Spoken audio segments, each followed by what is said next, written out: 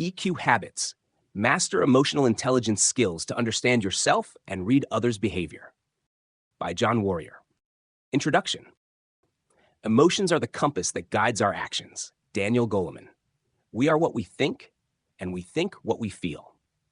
The ideas of intelligence and emotions are closely related to each other. Most of the time, they overlap, and sometimes they are complementary to each other in terms of the thought process. The concept of intelligence has witnessed mistreatment from the very beginning in the mainstream understanding of how humans behave and make decisions by limiting it only to the rational dimension of the mind. However, as modern studies have shown, the truth is quite far from that, because intelligence is more than mere rational thinking and dealing with the cognitive perspective of understanding. The greatest form of intelligence is the ability to observe others and yourself without any judgment. As opposed to the traditional belief that intelligence only relates to the mind, there are other forms of intelligence as well. Emotional intelligence, or emotional quotient, EQ, is the most prominent of the various forms of intelligence, including cultural quotient, CQ, adaptability quotient, AQ, and spiritual quotient, SQ, other than the usually known intelligence quotient, IQ.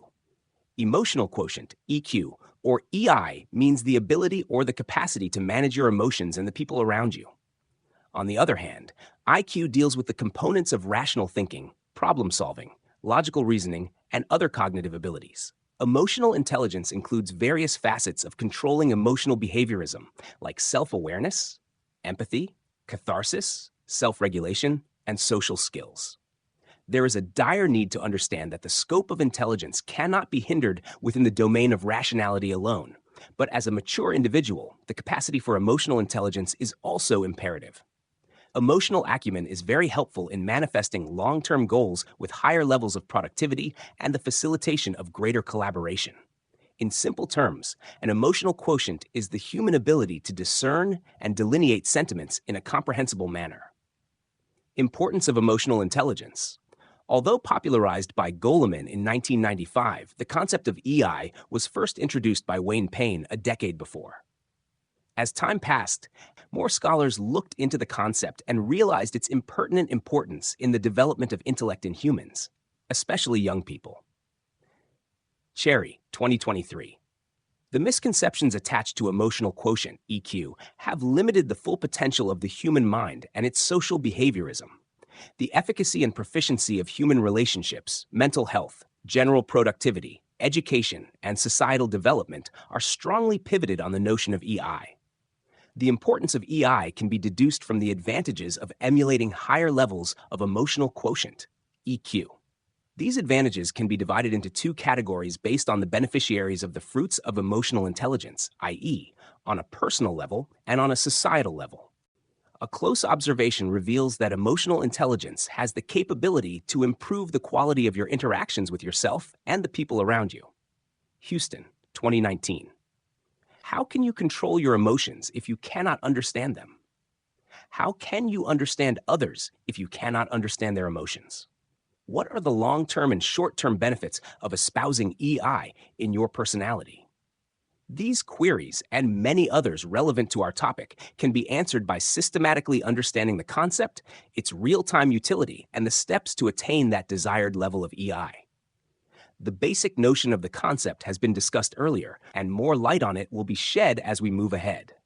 On the other hand, the advantages of EI are worth discussing beforehand to establish the necessity of its utility. Well-being of relationships. Humans do not thrive in isolation, and social interaction is a healthy behavioral trait. Relationships develop on the basis of utility and sentiments, which are understood through transparent communication. People with higher levels of EI have a better ability to understand their own emotions and the sentiments of the people around them. If you are able to develop empathy through EI, you can understand the motives behind their actions, because motives are a direct result of emotions and emotional needs. Consider the example of you and your significant other. There is a greater chance of developing a strong relationship with your spouse if you are aware of their emotions and have a clear understanding of your own desires, so you could gauge the emotional balance in the relationship. You would be better able to realize the right time to speak or not to speak, depending upon not only the incidental circumstances, but also the emotional intensity. Amplified leadership. A good leader is not discerned only by the merits of rationality, but also by their emotional intelligence. A leader is someone who is willing to set aside their own emotions and ego for the sake of the greater good. Increased EI helps develop a higher quality of leadership in people. A person with a high EI has the means to motivate others. Their decision-making process considers people's emotions as well as the utility attached to their decisions. A leader inspires people by building trust with them. Rational thinking alone cannot develop trust with others. Trust is built upon emotional compatibility, which usually occurs when passions are similar. Occupational prominence. Learning EI skills and EQ habits can be extremely beneficial in a professional setting. Higher levels of EI can assist in attaining occupational prominence because they develop empathy and leadership qualities. A deeper understanding of emotions can help me navigate the ruthless work environment amicably. The ultimate goal is to achieve satisfaction in the work you do, which requires a harmonious work environment. A harmonious workplace can be achieved through developing good relationships with your colleagues, employers, subordinates, and clients. Treat everyone according to their needs and their emotional tendencies. Empathize with everyone at the office to achieve occupational progress. Better decision-making. On a day-to-day basis, we make several decisions, from something very little to exponentially magnanimous. It is an essential element in every aspect of human society. An understanding of EI makes the decision-making process easier. Most people falsely assume that decision-making is a process pertinent only to the rational side of the mind. However, decision-making is more reliant on emotions than on rationality. Therefore, the importance of EI cannot be negated in the context of the decision-making process. Healthy mindset. Most of the human turmoil is encompassed in the mental domain. It is the imbalance of emotions and lack of compatibility between the emotions and the outer realities. This imbalance can be removed by increasing the capability of the emotional quotient, EQ. Stress and anxiety are major causes of poor health, low productivity, disturbed outlook, and unhealthy mindset. Stress, anxiety, and other mental disorders can be managed in a better manner through increased emotional intelligence, i.e., career success. Higher levels of IQ and EQ are considered the major indicators of success in careers. A person with proficiency in emotional intelligence is more capable of building strong connections and social networks. Such people are better able to understand the likes and dislikes of others and conduct themselves according to the company surrounding them. High EQ people are good negotiators, enabling them to accelerate their career trajectory. There is a visible flexibility in the personality of people with enhanced EI. Educational development. The benefits of emotional intelligence are best achieved when the concept is taught from an early age to children. Much like every other aspect of education, emotional intelligence should also be incorporated into the curricula of schools. There are numerous benefits to this initiative, considering the widespread advantages of emotional intelligence for children. This will develop empathy, flexibility in personality, a healthy mindset, a strong career path, leadership qualities, and strong relationships from a young age. Why do habits matter? It is known that the intelligence quotient, IQ, can be increased through mental exercises such as solving puzzles and analytical problems. However, is it possible to change or increase a person's emotional quotient, EQ? This question may arise in the mind of anyone concerned about their EI. EQ is achieved through a gradual process of learning about emotions and developing relevant habits in one's personality. These are not necessarily drastic steps. Rather, they are small habits. A series of minor habits, if developed properly, can lead a long way toward a higher EQ. Practicing self-awareness every day through meditation and self-reflection is a highly productive habit. Develop self-regulation by pausing before saying something important and developing coping mechanisms like exercising. Create empathy by imagining yourself in the place of others while looking over their situation. Monitor your emotional triggers and try to name your emotions verbally whenever you feel a change in mood. Try to resolve conflicts among the people around you by listening to their problems. Set clear boundaries in your relationships and communicate them effectively. Go through the goals in your mind and do not forget to show self-compassion. Welcome feedback from people in your life and calmly listen to the criticism you face. Performing a routine set of such habits will gradually develop the quality of EI in you. It is not as much about the intensity of following these habits as it is about the consistency of repeating them every day. Make them a part of your life by incorporating them into your behavior. What will you learn? The series of practices mentioned earlier will help in learning several EQ techniques and EQ habits. The reader will learn the habit of developing self-awareness and self-reflection. These are important habits to increase emotional intelligence, which include journaling and recording one's own thoughts.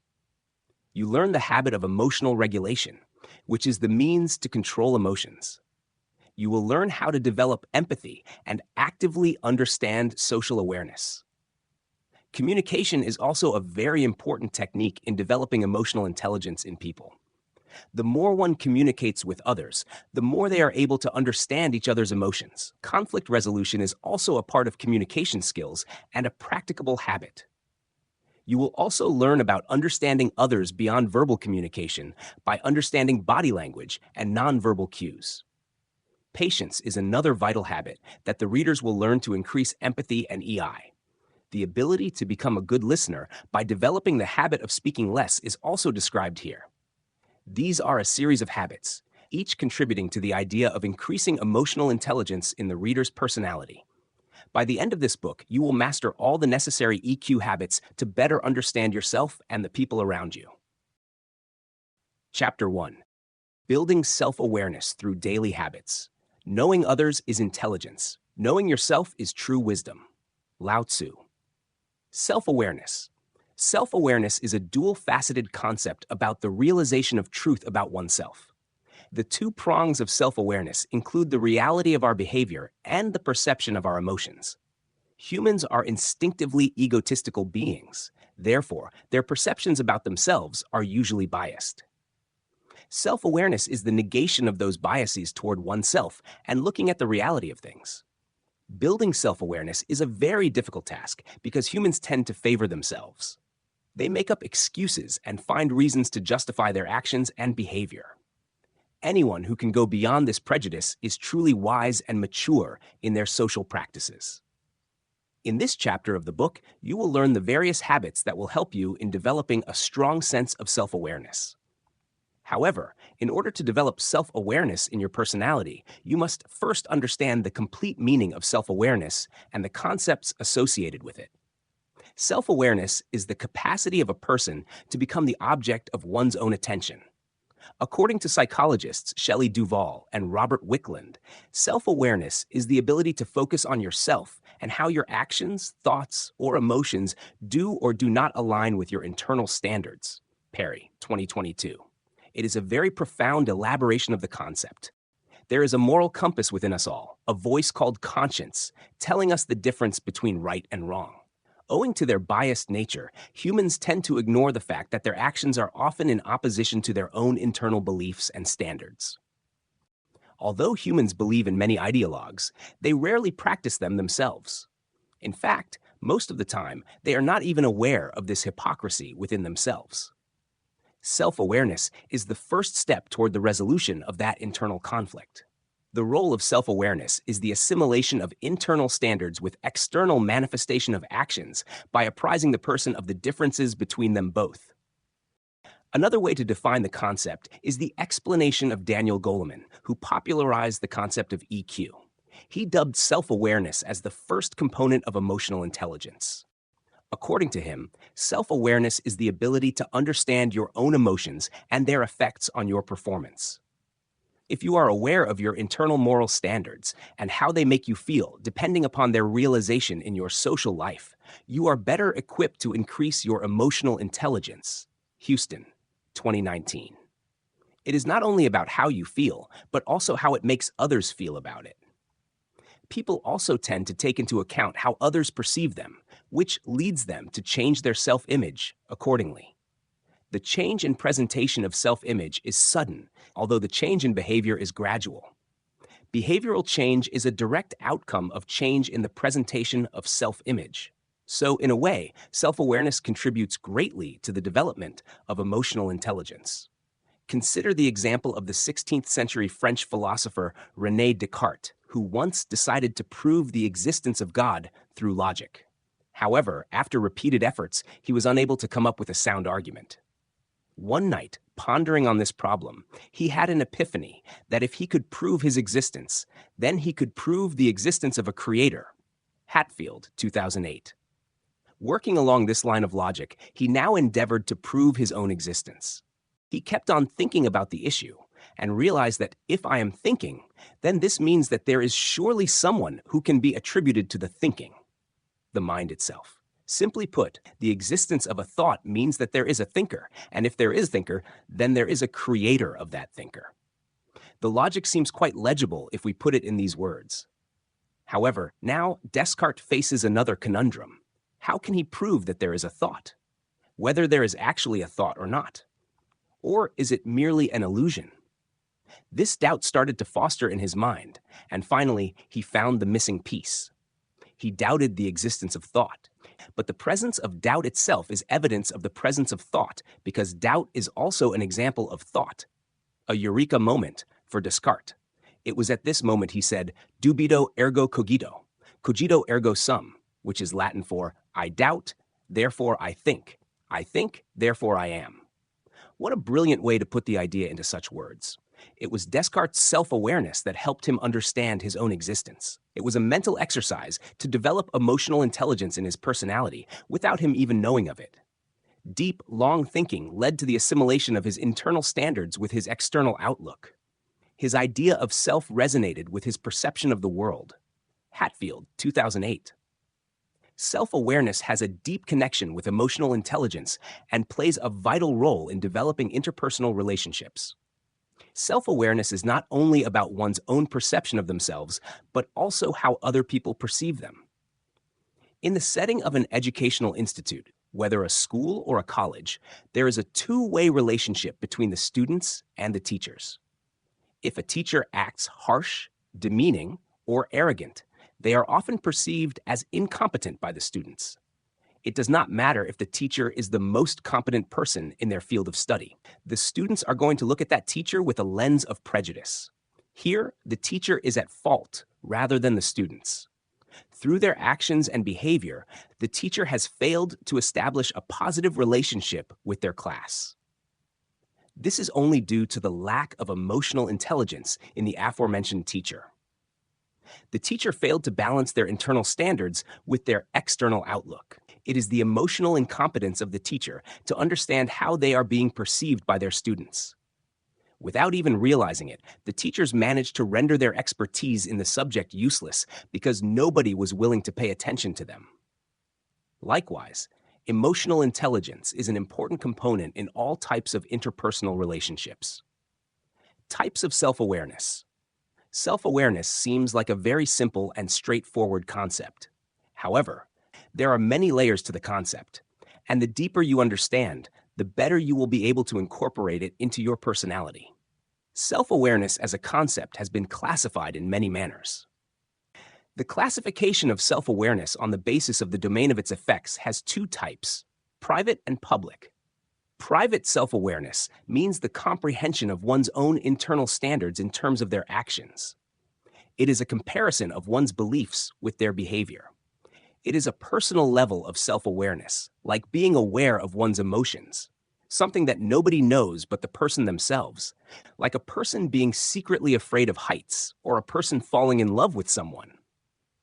Other people can act as catalysts in the process of self-awareness, but they are not directly involved in a personal self-awareness scenario. Public self-awareness is the ability of a person to acknowledge the nature of the perceptions of people about them.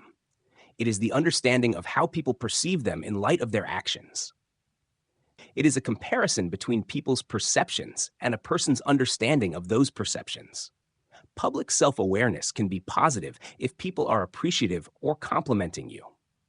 But it can also be negative if there is gossip about you, which can be embarrassing and anxiety-inducing.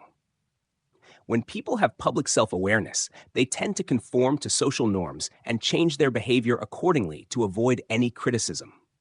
It is in human nature to avoid negative attention. In a courtroom, when the judge enters, it is a norm to rise from the seat as a sign of respect for the authority of justice. People would normally follow this norm and stand up to avoid any negative attention. Nobody wants to be the odd man out, and they simply conform. There is another classification based on the knowledge of the three areas of influence in a human: cognitive, physical, and emotional. Firstly, cognitive self-awareness dictates that a person is aware of the extent of their cognitive faculties. Such people are likely to be more stable and humble because they realize their true capability to perform logical functions. A cognitively self-aware person is more likely to make the right decisions because their thoughts are structured.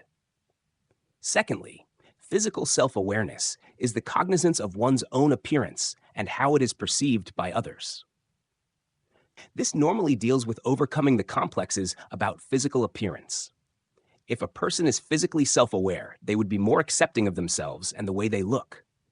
Rather than being ashamed of their differences, they celebrate their uniqueness.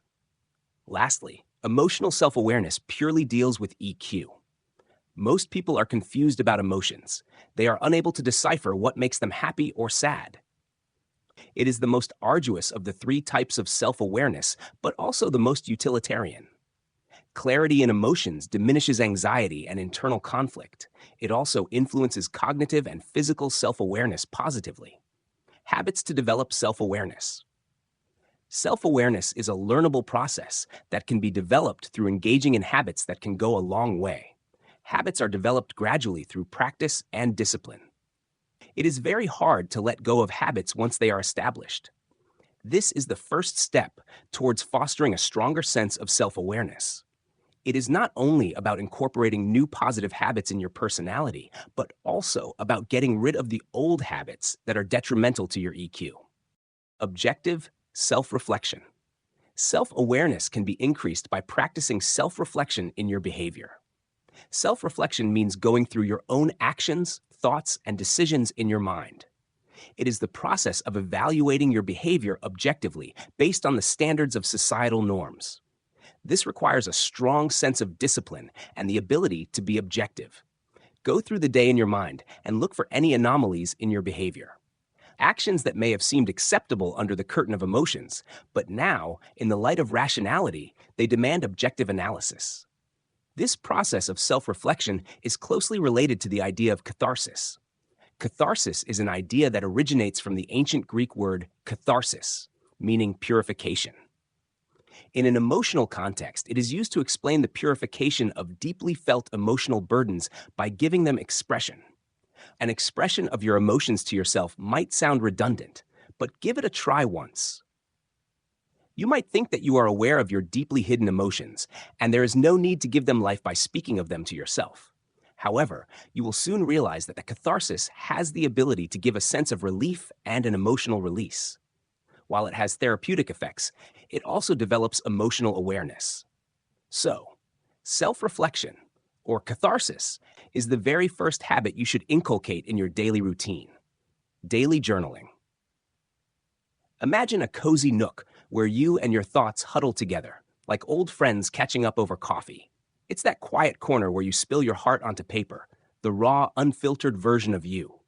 When your pen touches the page, something magical stirs a heart-to-heart with yourself. You whisper secrets, fears, and dreams, and suddenly you're not alone in your thoughts. Journaling becomes a mirror to your soul, reflecting joy, grief, and nostalgia. It's a detective's quest for self-understanding, unearthing buried feelings and reliving snapshots of your life. Your journal is a trusted confidant, listening without judgment. Remember, journaling isn't just ink on paper. It's a voyage inward. With each stroke of your pen, you map your emotional landscape.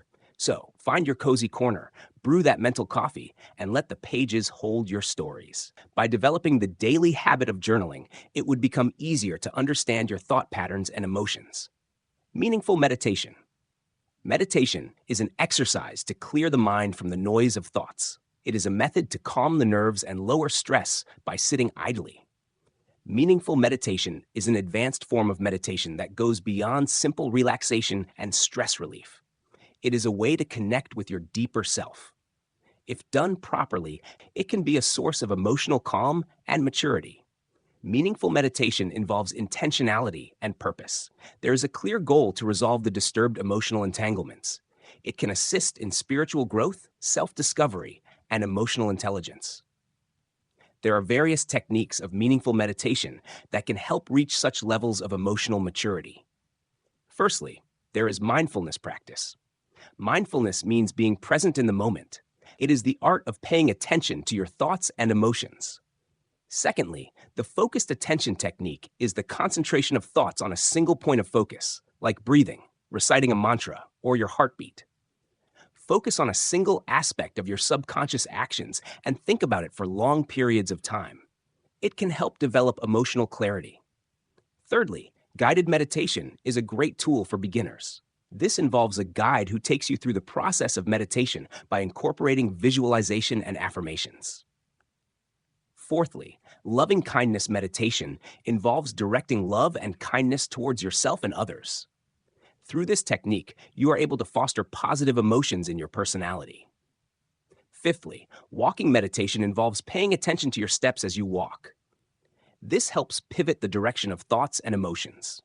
It ends the chaos of thoughts and streamlines your emotions. Lastly, the body scan meditation involves focusing on parts of your body and appreciating their utility. Be thankful for them and learn to love yourself. This would help raise emotional awareness about the image in your eyes. You can try all of them or some of them. It depends on your adaptability and whatever works for you. Remember, there is no right and wrong way, only better ways. And it can vary from person to person. You can experiment with what you like and choose what works best for you. Tracking progress. The true fruits of attaining self-awareness through the development of positive habits can be measured through various tools. It is a deeply personal and evolving process. You can actually track your progress in EQ development via real, scientifically proven assessment tests and tools. A few of them are delineated below. Journaling, prompt tracking. As mentioned earlier, journaling can also act as a tool for tracking your EQ progress. Make a consistent pattern of journal entries, either daily or weekly. Do it over a specific course of time. Ideally, a period of 3 months is a good gauge of progress. Reflect on your written thoughts and decipher the changes in your emotional intelligence. Use specific prompts to guide your journaling, like, how did I respond to challenges today? What made me feel good today? Or what made me feel insecure? Mindfulness apps. There are now many mobile apps that can help evaluate your EQ progress, like Calm, Headspace, and Insight Timer. These apps help you observe trends in your self-awareness and mindfulness practices. Personal value assessments. Personal value assessment, PVA, tools can help you evaluate the changes in your values and how much you abide by your self-established principles. Identify your core values and regularly revisit them. Mood tracking. Use journaling or mindfulness apps to keep track of your emotions over long durations of time to create trend patterns. Somatic tracking. Keep a close eye on how your body reacts to emotions. The tension and relaxation of muscles are based on the emotions you are feeling. This increases awareness of your mind-body connection. Vision board. Create a vision board representing your goals and aspirations. Over time, adjust it to reflect your evolving self-awareness and personal growth. There are various other techniques and tools to evaluate your EQ progress, but they will be discussed in detail later on in a separate chapter dedicated to the topic. The journey to self-awareness is both complex and transformative, aligning our inner beliefs with outward behaviors and fostering emotional intelligence. Educational settings showcase the practical impacts of emotional intelligence, where a teacher's inability to mirror internal principles externally can degrade their effectiveness. Similarly, the types of self-awareness, cognitive, physical, and emotional, illuminate the broad spectrum of our introspective capabilities. Each type plays a critical role in shaping our understanding and response to the world around us. Developing self-awareness through habits like objective self-reflection, journaling, and meaningful meditation invites us to confront our raw emotions, thoughts, and norms more clearly. These practices, sustained through discipline and intention, become bridges to deeper self-connection. Tracking progress serves as a valuable means to quantify and refine our journey, employing various tools to gauge the advancement of our emotional quotient. Self-awareness acts as a beacon, guiding us closer to authentic living and interpersonal harmony. It demands continuous effort and vulnerability to peel back layers of self-induced biases, but the rewards, a sense of clarity, purpose, and well-being, are invaluable tools for life's journey. We become architects of our own mental landscape, unearthing the profound wisdom that Lao Tzu articulates in the understanding of both ourselves and the universe at large. Chapter 2. Mastering Self-Management for Better Emotional Control. He who conquers himself conquers all. Epictetus. What is self-management? Self-management refers to the skill of effectively controlling one's thoughts, behaviors, and emotions in various contexts. This skill is a key part of emotional intelligence and the process of self-improvement. It involves the ability to handle stress, remain driven, and adopt a mature approach to changing situations. A person's capability for self-management is also demonstrated in their commitment to set and achieve personal and professional goals. The term self-management was first used in the context of helping chronically ill children, as documented in the writings of Thomas L. Creer in the 1960s. Since then, the concept of self-management has broadened considerably. Over the last 5 decades, it has increasingly entered the lexicon of behavioral interventions, becoming a widely recognized and utilized concept. Siegel et al., 2018. There are many key elements to the concept of self-management, including emotional regulation, goal setting, time management, self-discipline, and self-motivation. However, the idea of self-management is not limited to only these key elements. Key elements of self-management: emotional regulation. As the name suggests, emotional regulation refers to the ability to regulate the intensity of your emotions. It is like having complete control over your emotions, like a remote control. You can turn up or turn down your emotions. The true extent of emotional regulation can be assessed by observing the control over negative as well as positive emotions. It may sound a bit stoic to many, but there is a clear difference. Stoicism is the absence of emotions, while emotional regulation is a balanced treatment of sentiments. When you face a problem, do not fall into emotional turmoil or depression.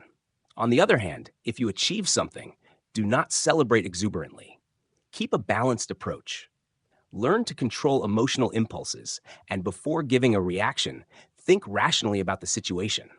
Similarly, regulate your anger and stress, because these are the two emotions with the least amount of control. Manage anger by rationally looking at the outcome of your actions. Similarly, manage stress by performing mindful exercises like meditation and deep breathing, as discussed earlier. Goal setting. There should be clarity in your understanding of your aims and goals. It is almost impossible to achieve your goals if you are not sure what you want. Start off by writing down your ambitions. Be more specific about what you want to achieve by laying it in words. By writing down your goals, you are bringing clarity to your eventual aim. You can employ the SMART goals technique to find out the right direction in an efficient manner. The SMART goals technique is a highly useful framework for setting and achieving objectives. SMART stands for specific. Clearly define what you want to accomplish.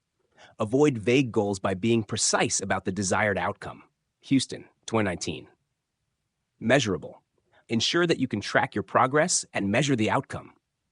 It often involves the use of numbers or specific criteria. Achievable. Set realistic goals that are attainable given your resources and constraints. It's important to challenge yourself. However, the goal should still be humanly possible. Relevant. Align your goals with broader objectives or values. The goal should matter to your perspective in life. It should contribute to your overall plans. Time-bound. Set a deadline for your goal. Delineating a timeline helps create a sense of urgency. A time-specific goal keeps you focused on achieving it within a specific time frame. Plan and prioritize your goals in a clear set pattern. Create action plans to achieve your goals in an efficient manner and to increase your chances of success. Prioritize tasks based on their urgency and value for your time. Time management. Manage your tasks effectively by setting out time constraints. Time management can be achieved by organizing the tasks into smaller, manageable steps. Devise a plan with deadlines. Organize your workflow to achieve more in a day. Procrastination is the biggest killer of time. Therefore, be careful about how you spend your time. Make sure you are not procrastinating by spending most of the time planning rather than actually executing the tasks at hand. Time management is an important key element of self-management because most people struggle with keeping true to the planned deadlines. Another reason to improve your time management skills is the division of time on a day-to-day basis. Try a balanced approach to the division of time in your life. Learn to prioritize your tasks and the time needed for them according to your needs. You must have a discerning eye to understand the value of time and how well it can be spent. Time is the most important currency in life. The value of time can only be cherished by those who are emotionally intelligent enough to understand it. Rather than focusing on just one area of your life, you must give everything its due time. Emotional intelligence is based on self-management, and time is a great measure. Self-motivation. When we speak of self-management, we understand it as the regulation of your behavior and emotions. Motivation is a deep and powerful emotion. It makes the world go round. No great achievement can be unlocked without the help of motivation. Motivation is a driving force that is often instigated by outside catalysts. It can be a desire for wealth, a better life for your family, or a dream to change the world. From something very trivial to a life-changing event, anything can become a source of motivation. However, a higher form of motivation comes from within, a motivation that requires no other instigator but your thought itself.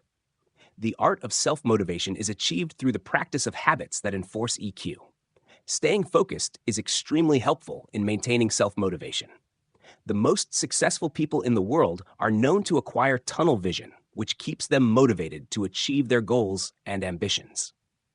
Tunnel vision refers to a highly concentrated focus on the single goal at hand. Once you are done with that, you can shift your focus to another challenge. In the grand theater of the mind, two powerful actors often take center stage: the emotional brain and the rational brain. These two protagonists, while distinct, are intricately intertwined, their performances shaping the narrative of our lives. The emotional brain, impulsive and instinctive, is the heart of our survival. It's the quick-thinking actor, ever vigilant for threats and opportunities. It's the driving force behind our passions, our fears, and our desires. But left unchecked, its raw emotions can lead to impulsive decisions and destructive behaviors. The rational brain, on the other hand, is the thoughtful and deliberate actor. It's the one who weighs the pros and cons, analyzes data, and makes calculated decisions. It's the voice of reason, the one that urges us to pause and consider the consequences before acting. When the emotional brain and the rational brain work in harmony, we are able to make wise decisions, build strong relationships, and navigate life's challenges with grace and resilience. But when these two actors are at odds, chaos can ensue. Adaptability. Adaptability is a soft skill in self-management. In the context of emotional intelligence, adaptability is the competence of flexibility in handling changes and balancing multiple demands simultaneously. It also involves coming up with innovative ideas according to the nature of the problem and circumstances. Flexibility in behavior shows the extent of a person's control of their emotions. Their actions are not driven solely by emotions. In fact, such people are more prone to measure their emotions against the rationality behind the results of their actions. Flexibility must be exhibited in both the formal setting and the domestic setting. People with higher levels of emotional intelligence understand that circumstances are not going to remain the same. Holding on to outdated behavioral patterns can be detrimental to your social outlook and personal relationships. The first step to achieving adaptability includes staying focused and not becoming overwhelmed by the situation. The second step involves effectively diagnosing the problem in the new circumstances. The third step is the evaluation of possible solutions to the problem. Finally, you must look for the applicable changes you can employ to ameliorate the situation. Problem solving is an important dimension of adaptability. Self-discipline. Out of all the key elements of self-management, self-discipline is by far the hardest of them all. It is very difficult for anyone to place themselves in the hot seat. Nobody wants to be challenged and second-guessed. However, if you can do it yourself, you will save yourself from the inquisition of others. If you are an honest critic of yourself, then there would not be any other critics. Incorporate discipline in your behavior by developing the ability to stay on task. Avoid distractions, and if you cannot avoid them, learn to ignore them. A person with strong emotional intelligence has a strong sense of self-discipline. They learn to maintain focus on their goals and tasks. Learn to practice the DGP model of self-discipline. DGP stands for Deferred Gratification Process, which means that people with higher EQ defer immediate gratification for a higher reward later on. They realize that waiting is worth the prize. Instead of getting distracted by little things, they stay focused on their goals and achieve something far more valuable. A college student would miss out on the instant gratification of weekend parties and would study in their dorm room for a greater reward in the end. The DGP model can help achieve upward social mobility, and that requires self-discipline. Disciplined people manage their actions based on rationality and a deeper understanding of their emotions. Sometimes, people do not even realize what they really want. Most people jump on the popularity bandwagon of fads and trends. However, self-discipline can help maintain focus and develop self-management. Self-accountability. Developing a habit of self-accountability can go a long way in increasing self-management qualities. It is the ability to take responsibility for your thoughts, actions, and behavior. Like self-discipline, it is also a very arduous habit to acquire in your personality. It requires understanding the repercussions of your actions and behavior. Take responsibility for your mistakes by owning up to your choices and the consequences they produce. It takes the courage to acknowledge your own mistakes and learn from the experiences. Obstinacy would not lead you anywhere. Take the initiative to seek out opportunities that would help you grow as a person. Lastly, a person with a sense of self-accountability would know that blaming others only worsens the situation. Rather than blaming others, you must develop the habit of looking at your mistakes first. Observe your shortcomings and try to resolve them in the future. Physical well-being. Taking care of your physical well-being is an important part of self-management. A healthy mind resides in a healthy body. Emotional satisfaction can only be realized if your health is also pristine. Self-management is not only about your behavior, but it also entails a healthy body. Emotional well-being is easier to achieve with a body that is in harmony. A balanced diet, good night's sleep, and exercise help release endorphins and antioxidants. Such habits increase the quality and expectancy of life. You are in a better position in terms of mental health if your body is also healthy. Engage in activities that can reduce stress and promote relaxation. Routinely practicing any physical activity goes a long way in developing higher emotional intelligence. Reflective thinking. Make a habit of performing daily reflective thinking of your actions and emotions. Reflect on past decisions and their consequences. Look at the emotions attached to your actions and people's actions. What made you feel bad and what made you feel better? The deeper you self-reflect, the clearer you will be about your emotions and ambitions. It would help you make informed choices based on the given options and potential outcomes. Moreover, you will be able to understand the long-term impact of your behavior on yourself and the people around you. Reflective thinking leads to making informed choices, which leads to strong decision-making skills. If you want to be sure about your decisions and do not want to second-guess them, develop the habit of daily reflective thinking. The pause practice. Humans' lives are a reaction to their environment. However, an emotionally intelligent person with strong self-management would think before they act. Instead of impulsively reacting to the situation, there should be a certain mental filter telling you to be cautious. To increase that caution in your behavior, you can use the pause practice. The pause practice involves taking a deliberate, conscious moment to stop before reacting to a strong emotion. This allows you to step back from the situation and come up with a more constructive response. It allows you to regain composure and gather your thoughts.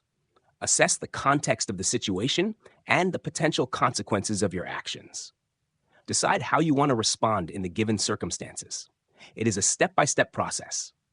First, recognize the triggers and the emotions that come with it. Second, take a moment's pause instead of just reacting hurriedly. This can be as short as a few seconds to as long as a minute. During this pause, focus on your breathing and count to 10 in order to create a space. Third, reflect on others' apparent intentions and your emotions. Ask yourself how it made you feel. Fourth, gauge your available options and how each of them would affect you. Lastly, choose wisely and respond appropriately to the situation. Try to understand the intentions of the other person and where they are coming from emotionally. You need to start small by using the pause practice in low-stakes situations. Use visual reminders like a note on the wall or an alarm on your mobile to pause during the day. Reflect every day on the moments you missed to pause and keep them in mind for next time. There are huge benefits to the practice of pause. It reduces reactivity in your behavior by avoiding knee-jerk reactions that can escalate situations unnecessarily. Enhanced self-control is another benefit of the pause practice. Moreover, thoughtful responses increase communication between people. Communication is necessary to develop healthy relationships, and the practice of pause helps strengthen relationships. This little habit can go a long way in developing self-management. Breathing techniques. Breathing techniques are a method to control your breathing patterns to calm the mind and relax the body from stress. Cronkleton, 2019. It is a very advantageous habit to attain self-management. These are simple breathing exercises. Breathing helps in calming the nerves because the high absorption of oxygen in the lungs sends signals to the brain. There is a flush of oxygen to the brain, which creates euphoric experiences in the body and mind. It is like a reset for the body's processor, like cleaning out the temporary data of the cache of your computer and getting rid of the clutter in the head. There are various breathing techniques depending upon how you classify them. Here are 5 of the most effective breathing techniques. Diaphragmatic breathing. It is a simple breathing technique where you can activate the relaxation response by placing one hand on the chest and the other on the stomach. Now inhale, and as you do it, your stomach must rise, and as you exhale, it must fall back again. Do this repeatedly and consciously, and feel the rise and fall of your belly. It is called diaphragmatic breathing because your diaphragm rises up and falls down with each inhale and exhale respectively. 4 to 7, 8 breathing. It is an interesting technique for breathing with a very specific set of instructions. Start off by inhaling the air through the nose for a period of 4 seconds. As you breathe in, you count to 4. Now, hold your breath for a count of 7 seconds in your lungs. Retain the air inside and let the lungs absorb as much oxygen as they can during that period of time, followed by an exhalation of air through the mouth for a count of 8 seconds. Notice that the exhaling duration is double the inhaling duration. It means you are going to fill your lungs with air more rapidly than emptying them. Repeat this cycle 4 times. This technique lowers blood pressure and promotes a sense of relaxation. Deep breathing. This is perhaps the most well-known form of breathing exercise. It is simply a prolonged inhaling and exhaling exercise. Inhale deeply through your nose until full capacity has been reached, and hold on for a couple of seconds, followed by a slow exhale of air through your mouth. Remember to keep the exhaling and inhaling durations almost the same and repeat this pattern several times. Deep breathing activates the parasympathetic nervous system, which helps to calm the body's stress response. Lewin, 2020. Box breathing. Box breathing is also known as square breathing. It is called box breathing because it employs 4 steps for a 4-second duration each. First, inhale the breath for a duration of 4 seconds. Second, retain the air in your lungs for 4 seconds. Third, exhale the breath for 4 seconds as well. Finally, pause for a count of 4 seconds before taking the next breath. Box breathing is particularly helpful in regaining focus in challenging situations. Scott, 2019. Alternate nostril breathing. Alternate nostril breathing, originally known as Nadi Shodhana, is an Indian yoga breathing technique. The phrase Nadi Shodhana comes from Sanskrit, meaning channel purification.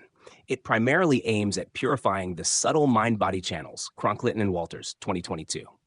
First, close your right nostril with a thumb and inhale through the left nostril. Second, close your left nostril with your index finger while removing the thumb from the right one. Third, exhale from the right nostril. Fourth, Inhale through the right nostril. 5th, place the thumb again on the right nostril and remove the index finger from the left one. 6th, exhale through the left nostril. Lastly, continue the pattern of alternating exhaling and inhaling from both nostrils. This technique greatly influences the focus and reduces anxiety.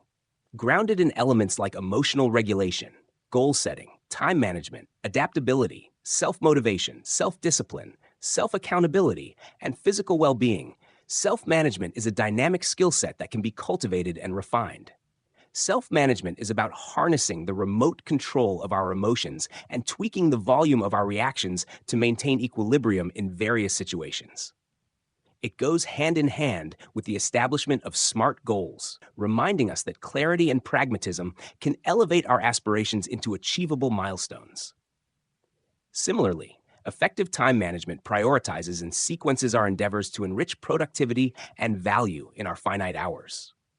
Moreover, the significance of self-motivation as an internal driving force cannot be overstated. It's the fuel for our ambitions and dreams. This, along with adaptability, a soft skill that allows for fluidity in the face of change, represents an imperative response in a world that is constantly shifting.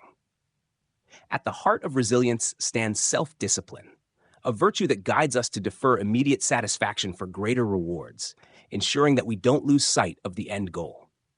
Echoed through these dimensions of self-management is the underlying theme of self-accountability. It's the introspective acknowledgement that steers us towards progress and self-improvement. Pair this with reflective thinking to garner insights from our own experiences, and we can cultivate informed decision-making skills central to self-governance. Chapter 3. Developing Social Awareness. With observational habits. To acquire knowledge, one must study, but to acquire wisdom, one must observe. Marilyn Vos-Savant. Observation is a key scientific skill that many fail to develop as a habit in the 21st century world. The advancement of technology and digital forms of information has robbed humanity of the skill of observation. Everyone is more focused on a screen than on their surroundings. How can one expect to raise social awareness if they do not partake in social interactions? It is not only about participating in social interactions, one must also be wary of their environment. People can understand other people by carefully observing their body language and social cues. Socially aware individuals understand that communication is not limited to verbal cues. In this chapter, we will learn the concept of social awareness, followed by understanding its importance as a key social skill. Lastly, we would look at the various observational habits that can help develop and maintain social awareness. What is social awareness?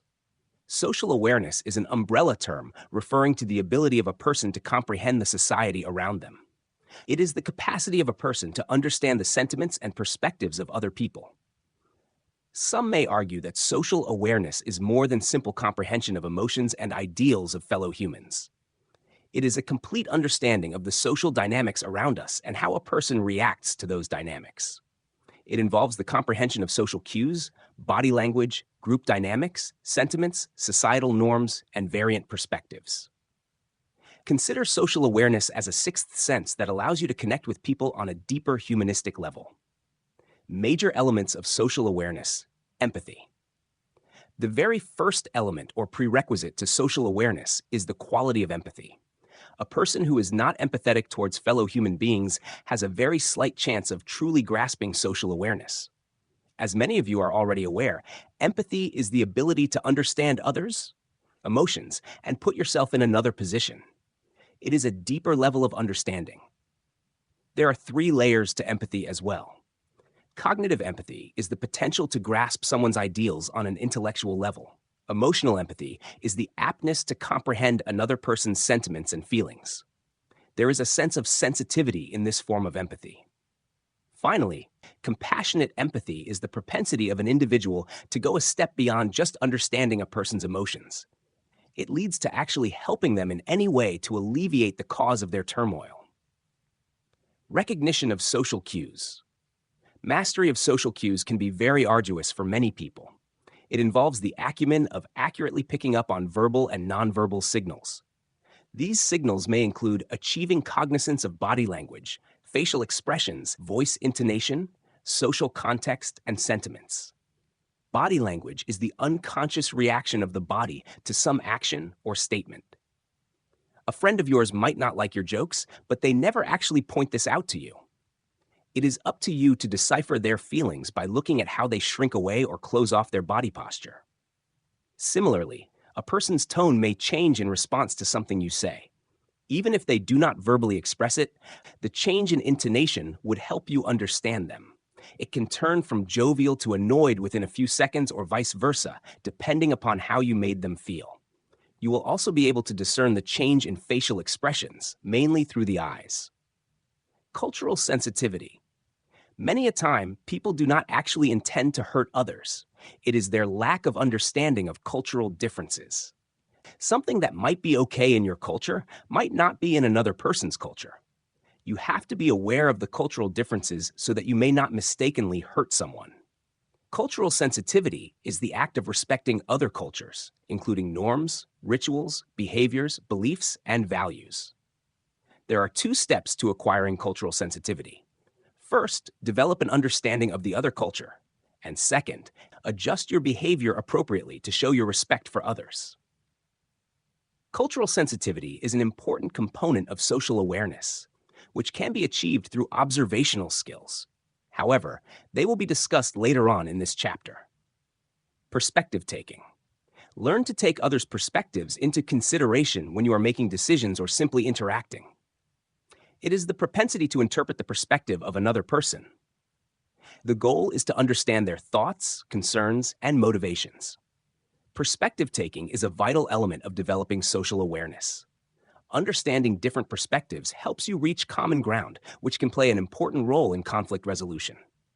Moreover, in a collaborative environment, perspective taking can encourage tolerance and open-mindedness. Group dynamics awareness. Even when you are able to understand people on an individual level, it would not help much if you could not assimilate your knowledge in a group setting. People behave differently in an individual context than in the context of a group. A socially aware person must also be aware of the dynamics within a group. These dynamics may include the nature of interaction between people and the different roles they assume in a group.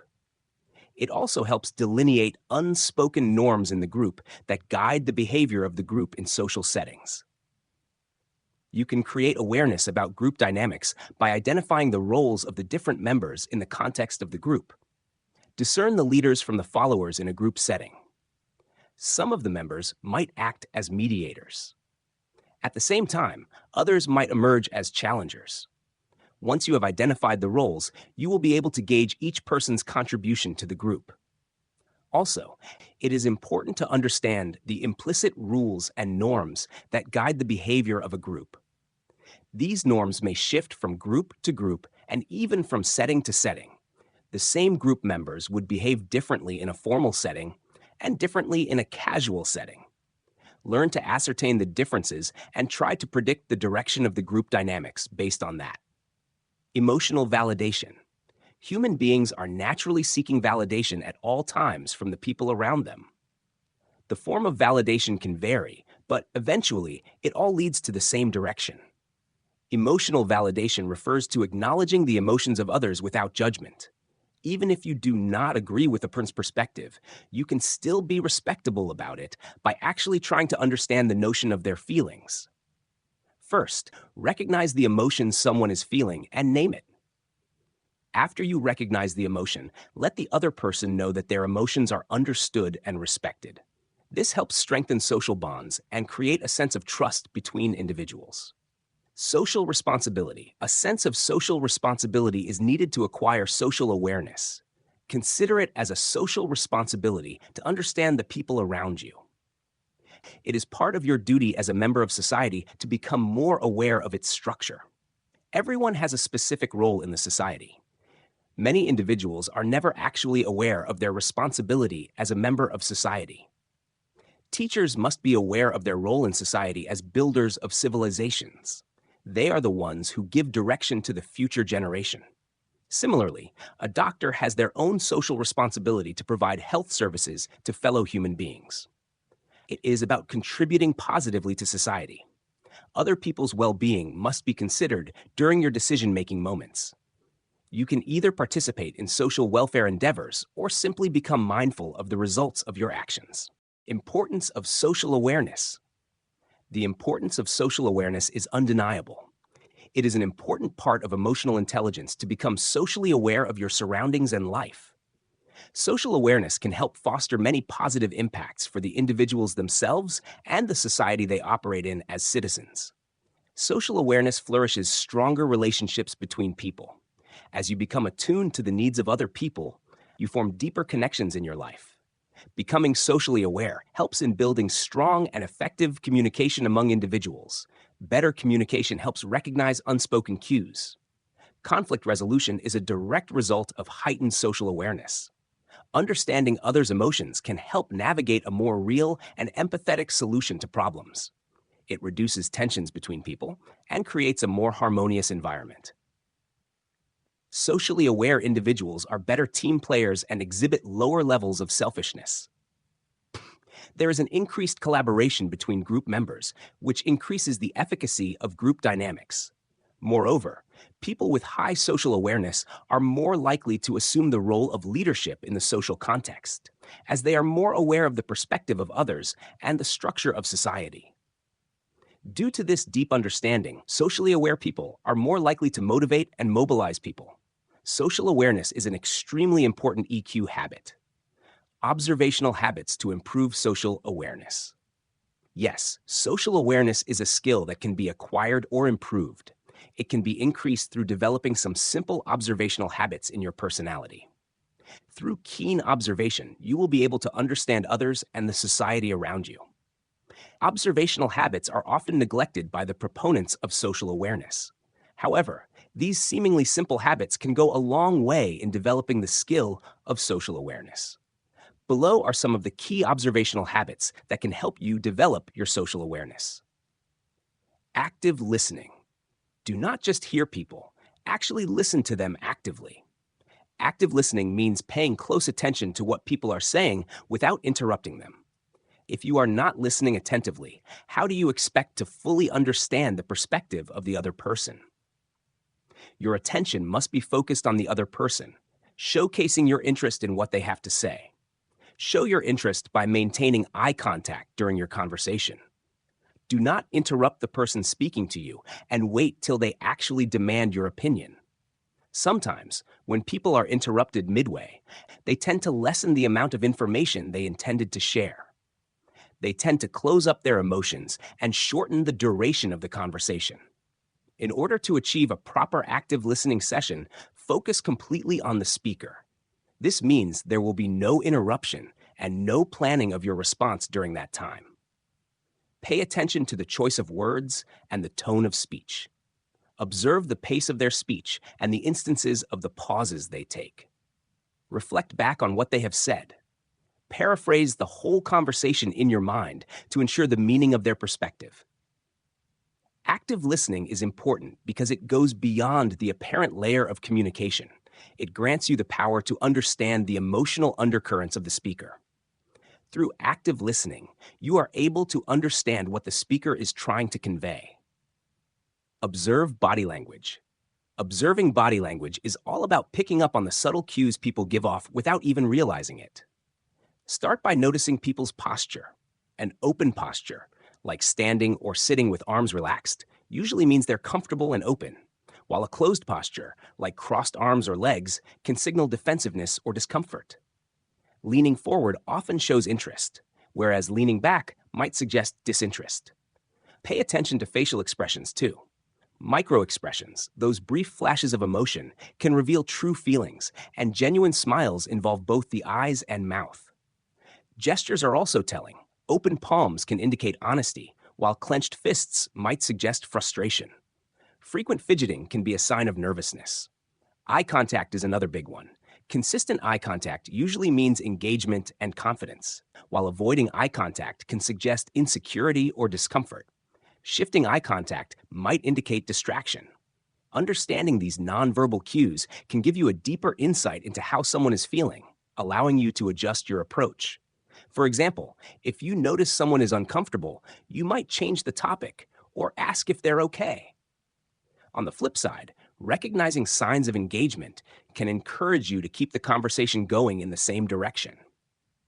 This awareness can make your interactions more empathetic and effective. Watch for group dynamics. To practice observing group dynamics, pay attention to who naturally takes charge and their leadership styles, whether authoritative, collaborative, or supportive. Notice reserved individuals who might not speak often but contribute significantly, and consider how the group encourages or discourages their participation. Observe decision-making processes, whether through consensus, majority vote, or a single decision maker, and note who influences these decisions and how, whether through persuasion, logic, or emotion. Be mindful of subtle shifts in power, alliances forming within the group, and any conflicts or tensions, noting how they are addressed and resolved. Understanding these dynamics helps you navigate social situations more effectively, improve communication, resolve conflicts constructively, and build stronger relationships.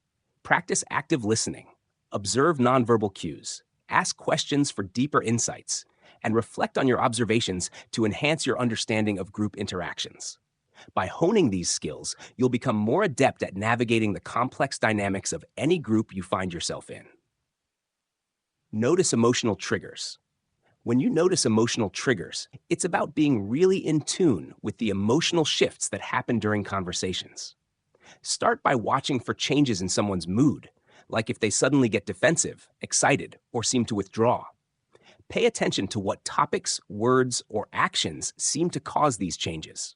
For example, someone might get defensive when talking about work stress or light up when discussing a favorite hobby. Think about how different settings, like a noisy room versus a quiet space, might affect their emotions. This kind of awareness helps you respond more sensitively, which can calm things down and make your communication more empathetic and effective. By recognizing these triggers, you can create a more supportive and harmonious interaction, boosting your social awareness and emotional intelligence. Pay attention to social cues. Paying attention to social cues is all about being in tune with the little things people do during conversations. Imagine you're chatting with someone and they keep glancing at their watch. That's a pretty clear sign they might need to leave soon. Or if they lean in closer while you're talking, they're likely really interested in what you're saying. It's also important to listen to how they speak. If their tone, volume, or speed changes, it could mean their mood or level of engagement is shifting. Another thing to watch for is changes in behavior. Social cues act like instant feedback, showing you how the conversation is flowing and helping you tweak your approach to connect and communicate more effectively. When you pick up on these signals, you can respond with empathy, making the other person feel truly understood and valued. This awareness helps you forge stronger relationships and handle social situations with ease. It's all about being present and responsive, which can significantly improve how you relate to others. Empathy in observation. Imagine yourself in someone else's shoes. What would you be thinking? Feeling? When we practice empathy, we're building a bridge between ourselves and others. It's like stepping into their world, even if just for a moment. To practice empathy, ask yourself, if I were in their situation, how would I feel? This thought exercise can help you understand their emotions on a deeper level. Remember, sometimes people's actions aren't just about them. They might be dealing with stress, personal challenges, or even something you can't see. By practicing empathy, you're not just being kind. You're also building stronger connections with people. When you understand where someone's coming from, it's easier to connect with them on a human level. So, the next time you're observing someone, take a moment to put yourself in their shoes. You might be surprised at what you learn. Patterns in behavior. Ever notice how your friend always seems a bit tense when you talk about work? That's a pattern. Maybe they're stressed, or maybe they just don't like talking about it. By noticing these patterns, you can get a better feel for how they're doing. It's like having a secret code. If you know they get stressed at work, you can be more understanding and supportive. It's not just about being nice. It's about building a stronger bond. When you understand their patterns, you connect on a deeper level. It's like having a secret handshake. Next time you're hanging out, pay attention to their patterns. You might be surprised at what you discover. Your own body as feedback. Ever walked into a cozy cafe and felt instantly relaxed? Or maybe you've been to a crowded party and felt overwhelmed. Your body is giving you clues about how you're feeling. Pay attention to these signals. When you're stressed, you might clench your jaw or tense your shoulders. When you're happy, you might smile or feel a lightness in your chest. Think of it as having an internal emotional compass. By paying attention to these signals, you can gain a better understanding of your emotions and how different people and places influence them. This approach helps you connect with others on a deeper level and enhances your emotional intelligence. So, next time you're out, tune into your body's cues. You might be surprised by what you discover. Context awareness. When you're chatting with someone, take a moment to notice where you are and who else is around. People behave differently depending on the setting and the company. This is because context really matters. Think of it like a game. Once you know the rules, it's much easier to play. Similarly, understanding the context helps you understand people better.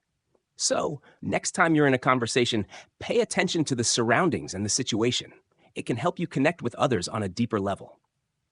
Read the room. Observing the emotional energy in a room is a useful skill for social situations. When you enter a room, take a moment to gauge the vibe. It can be lively, somber, or neutral. This sets the tone for your interactions. Look at people's body language. Are they open and engaged or closed off and tense? These cues reveal emotions. As conversations unfold, watch how the energy shifts. Notice if certain topics make people more animated or uncomfortable. Also, observe how the mood changes when new people enter or others leave. Some bring positive energy, while others might introduce tension. Reflect on how the room's emotional energy affects you. Do you feel more relaxed, anxious, or energized? This helps you manage your own emotions. Notice if you change your behavior based on the room's energy. Do you become more reserved in a tense environment or more outgoing in a lively one?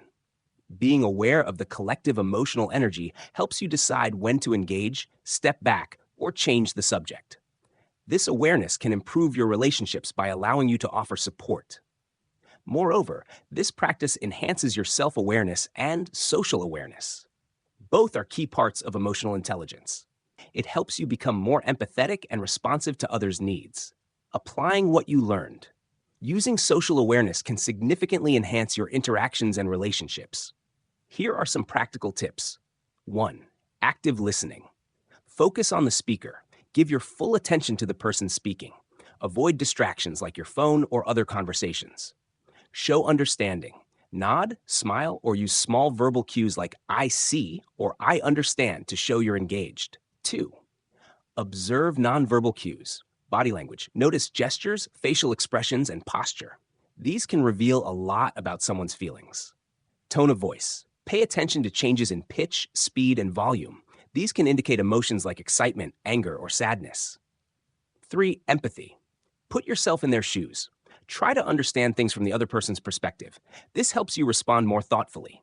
Acknowledge feelings. Validate their emotions by saying things like, "That sounds really tough," or "I can see why you're happy about that." 4. Adapt your communication. Match their energy. If someone is excited, show enthusiasm. If they are calm, keep your tone relaxed. Be clear and concise.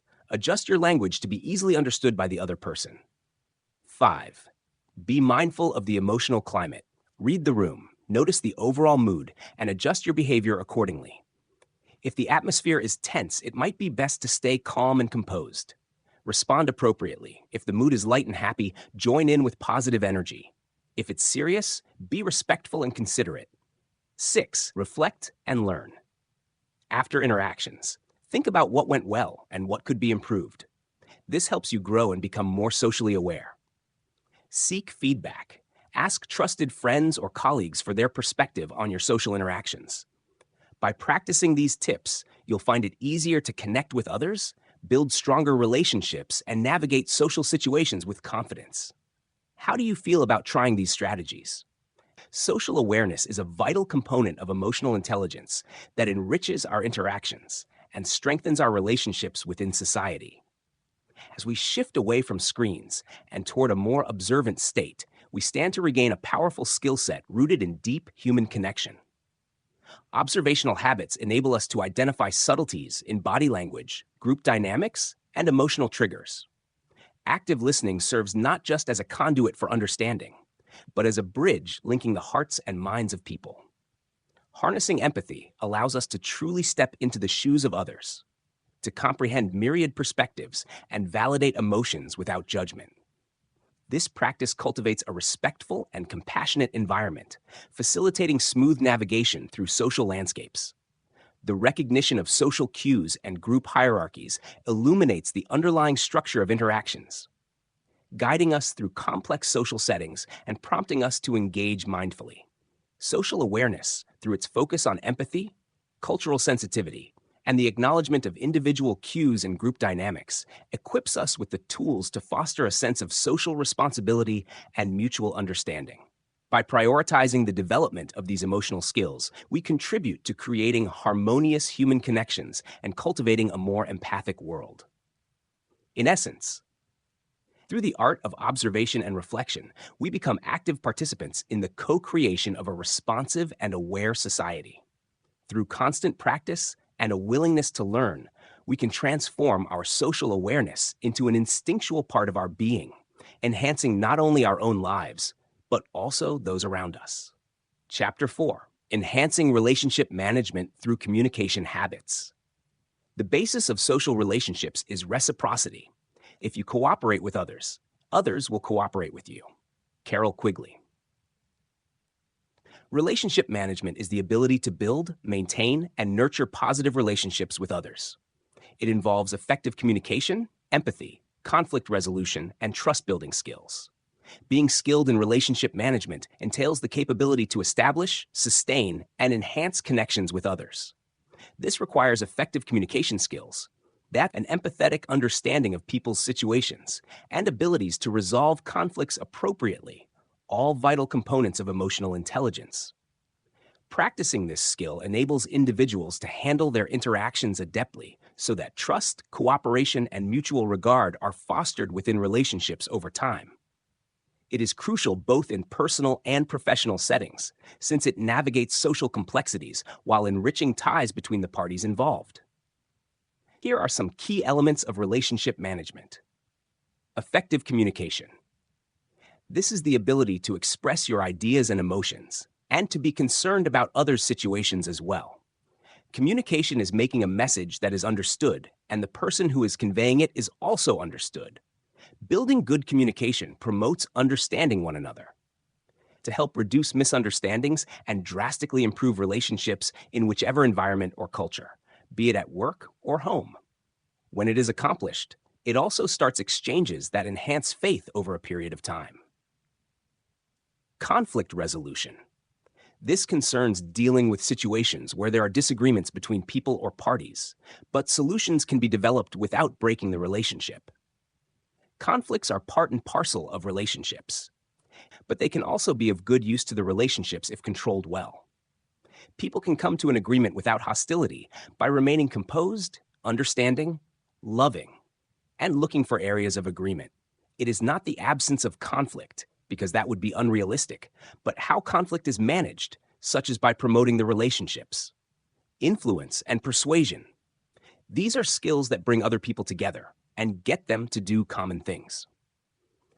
Leadership, emotional intelligence, and effective communication enable influence. It's about promoting and motivating other people to take steps for the common good, rather than exerting control over them. Trust and confidence. Trust is the key to strong relationships. Building trust takes time, consistency, reliability, and honesty. Most people perform better when there is trust, as they feel no one would judge them, hence total honesty, creativity, and self-consciousness assurance. It requires assertion of what one has promised, constancy of purpose in their acts, and early self-proclamation in any error. There are better relationships, as well as steeper bonds due to trust. Collaboration and teamwork. It is also true that it is important to realize the common benefits of collaboration in personal and professional relations. In this case, effective relationship management seeks everybody's input, values people's talents, and creates a positive atmosphere. This assists the various teams to function well and achieve greater results. Good relationship management leads to effective teamwork in which there is collaboration and respect for each other. Empathy and emotional support. Empathy is the capacity to know and feel how someone else feels. Emotional support, whether it be in the form of reassurance, words of encouragement, or active listening, enhances emotional intimacy. Empathy is also vital in listening to people's needs and emotions. Hence, they can build better relationships with other people. Adaptability and flexibility. Changes are inevitable in any relationship, and that is why it is important to be flexible and adapt to these changes. This relates to changing how one acts, conveys oneself, or does things depending on the requirements or circumstances. Flexibility works to ensure that relationships remain constructive and comforting, even in difficult times or changes in circumstances. Agreements would require a willingness to compromise, manage expectations, accept new concepts, etc., which makes relationships sustainable and even prosper. The role of relationship management in EQ. In terms of emotional intelligence, EQ, relationship management is crucial as it mainly centers on managing relational aspects. It is also known as relationship management, which is one of the 4 key dimensions of emotional intelligence, along with increased self-knowledge and control and social perception. This enables people to have healthy relationships, end disputes or misunderstandings, and maintain relationships not only in social matters where they are mostly required, but also in work matters where they are also very critical. It is found that a person with high emotional intelligence has an enhanced ability to deal with relationships. For example, emphasis is placed on the fact that growing emotional intelligence leads to better dealing with interpersonal relations, which are very important in forming and nurturing relationships in organizations. This is further supported by the fact that emotional intelligence plays a crucial role in the success of people in either personal pursuits or business endeavors, since it enables one to fathom and regulate personal and other people's emotions. Understanding and responding to emotions is the relationship management phase that deals with issues, including communication and group dynamics. Emotions have a significant influence on conflict resolution, which is a key function of relationship management, hence securing a positive workplace.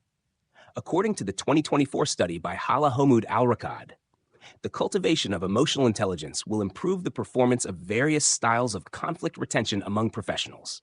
Al-Rakad et al., 2024. Hence, interpersonal relationships will improve. Likewise, it is observed that leadership and management of relationships cannot be effective without managing the emotions of other people, especially in conflict. This means that leaders with more profound emotional intelligence are able to reduce workplace conflicts by dealing effectively with conflict situations. Another important function of emotional intelligence relates to managing negative emotions and avoiding stress-related burnout. It is reported that people with emotional intelligence are less prone to burnout and other means of fatigue, since they equate emotive reactions to incidents. This capacity to control emotion is not only advantageous to the person, but also improves the emotional environment within the workplace.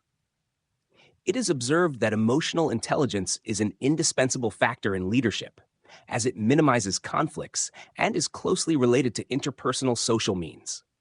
This is buttressed by the assertion made by Suleiman and Al-Shaikh that leaders who are aware of the emotions of their followers and understand their emotions are able to successfully run the business and maintain good relationships within the workforce. It emphasizes the need for the applicability of emotional intelligence within leadership, where relationship management is vital for the inspiration and orientation of teams. In relation to remembering the definition of emotional intelligence, which comes from the premise that relationship management is a key dimension of emotional intelligence and has an impact on social and organizational interactions, as well as multiple types of activity, it is also worth stressing one more point. High emotional intelligence makes communication, conflict management, and leadership simpler and more efficient, improving the quality of work relationships. Therefore, there is a need to train the emotional intelligence competence of people, whose goal is to strengthen their relationship management skills. Communication habits to enhance relationship management. Over the years, the scope and application of emotional intelligence, EQ, have been seen to significantly improve relationship management in different circumstances, especially in the workplace and healthcare systems. Communication-oriented relationships require that persons establish and display trust, empathy, and teamwork amongst themselves. Consequently, this synthesis will identify a number of communication habits aimed at relationship management from the standpoint of EQ. Positive onset of communication. One of the good communication habits is establishing a conversation with one's counterpart in a positive manner. This is where your stance puts the tone of the entire communication matter. By making your listeners comfortable, you ensure that they are open to what you have to say by addressing them warmly, politely, and in a friendly manner. The simplest way to maintain interaction is to initiate it yourself. This makes you less anxious and is a good way to start a conversation you are having with another person. What is more, the polite language you use should help to influence people to become active participants in the conversation. A simple thank you and please are very helpful in the long run. That means, by expressing yourself or making a point, you are ready to accept the opinions of other people to assert their worth.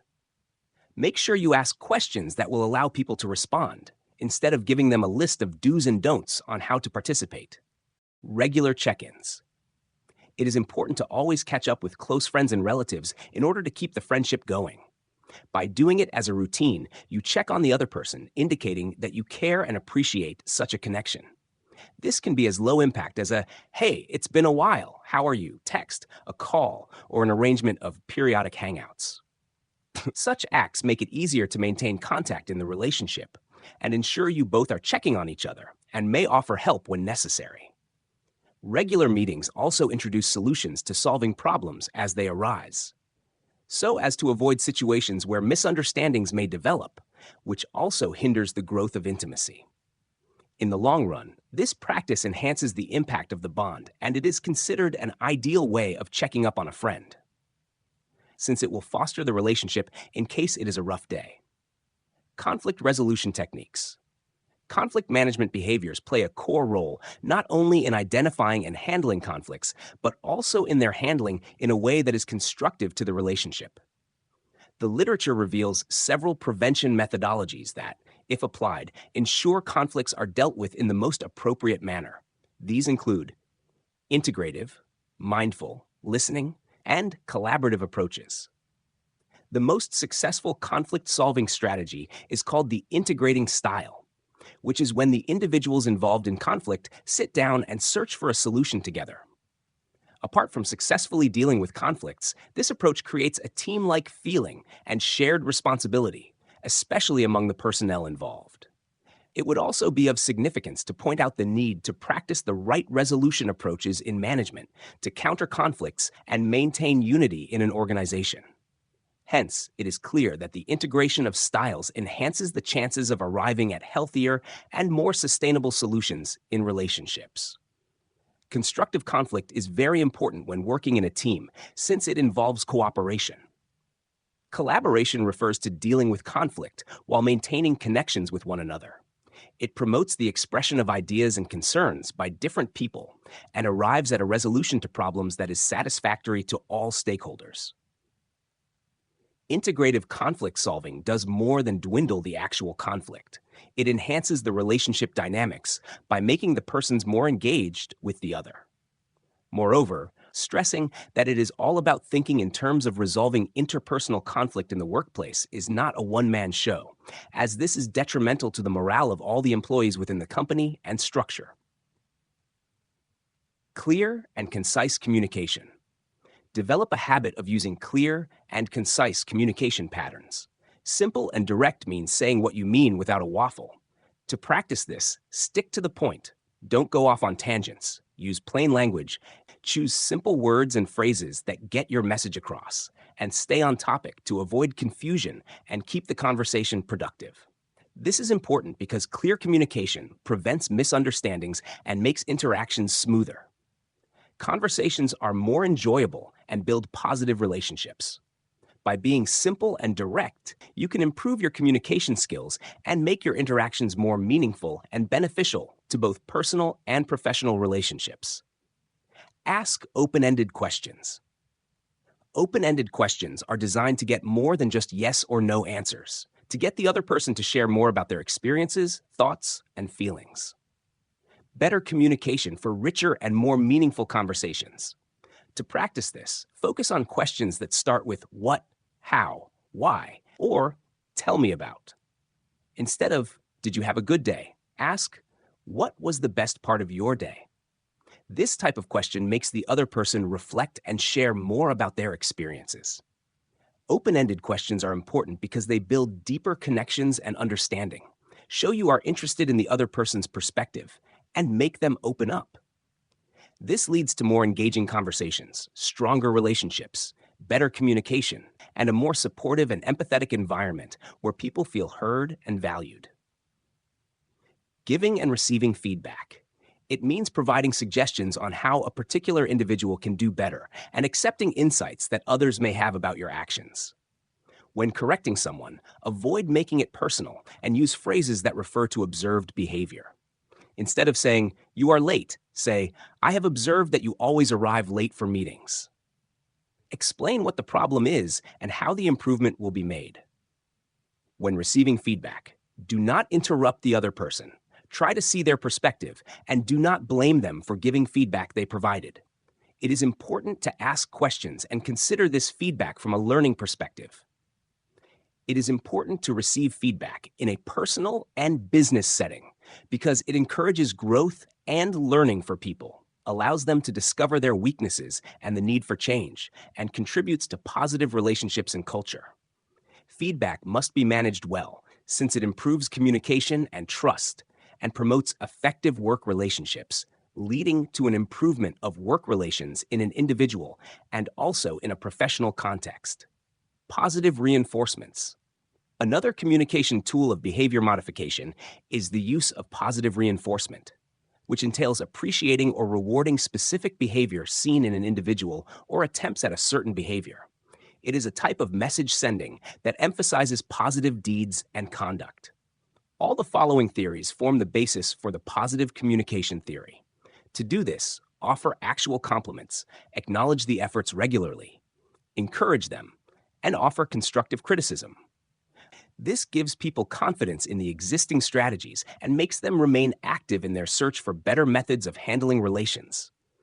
By ensuring that there are improvements in the relations between people and also in the level of morale and productivity at work.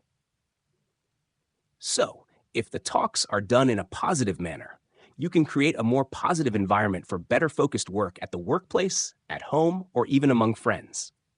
Try to apply this in your everyday life. Respecting personal boundaries. Personal boundaries are like appreciating the signals provided by other people, whether they are comfortable with the discussion to be continued or not. Asking for their permission before going deep into the various problems. Actively listening to what the other person is saying, besides ensuring that if one asserts himself/herself, the other person respects the decision, besides setting one's own limits. It assists in rebuilding confidence and maintaining friendly and hence non-confrontational dialogue, which in turn does not anger each other and averts other misunderstandings, hence improving mutual relationships. On the same note, if one respects another person's personal space, it will help in enhancing the levels of politeness in the interactions, as they will be reciprocated. The technique may be used to help answer the questions of how informal conversation might be integrated into formal communication. Consider how one might begin to try to incorporate this into their own communication patterns. Building trust and respect through communication habits. Trust and respect in relationships depend on good communication that encourages openness, empathy, and understanding. Starting talks on a good note sets up respectful chats. Saying hi and using please and thank you makes people feel valued, which leads to more openness and trust. Checking in often with friends, family, or coworkers shows you care about the relationship. Keeping in touch, even with a quick text or hangout now and then, proves you care about how they're doing, which builds trust and makes your bond stronger. When you disagree, Using good ways to solve problems, like working together and finding solutions that work for everyone, makes sure both sides get heard and their worries are taken care of. This doesn't just fix the problem at hand, but makes the relationship stronger by showing you want to work together to find a fair answer that suits you both. Clear and to-the-point communication also helps build trust. Being upfront and not going off topic stops mix-ups and shows you're open, which helps people trust what you say, knowing you're honest and straight with them. An additional critical practice is the use of open-ended questions, which lead to deeper conversations. It shows a genuine interest in another person's thoughts, feelings, and experiences. This way, they feel valued for their viewpoint while sharing more, thus building trust around the knotty ties. Likewise, giving and receiving feedback are two components without which personal and relational development cannot take place at any level. Praise and criticism should be done non-judgmentally, focusing on acts instead of characteristics, as well as ensuring that common behavioral practices do not become traits over time. Hence, people will notice that there is an intention for one's improvement from you. On the other hand, accepting feedback without being defensive is a display of humility, thus promoting mutual respect and trust. Positive reinforcement is another powerful means of communication, as it serves to strengthen the bond between individuals through recognition of their efforts by others.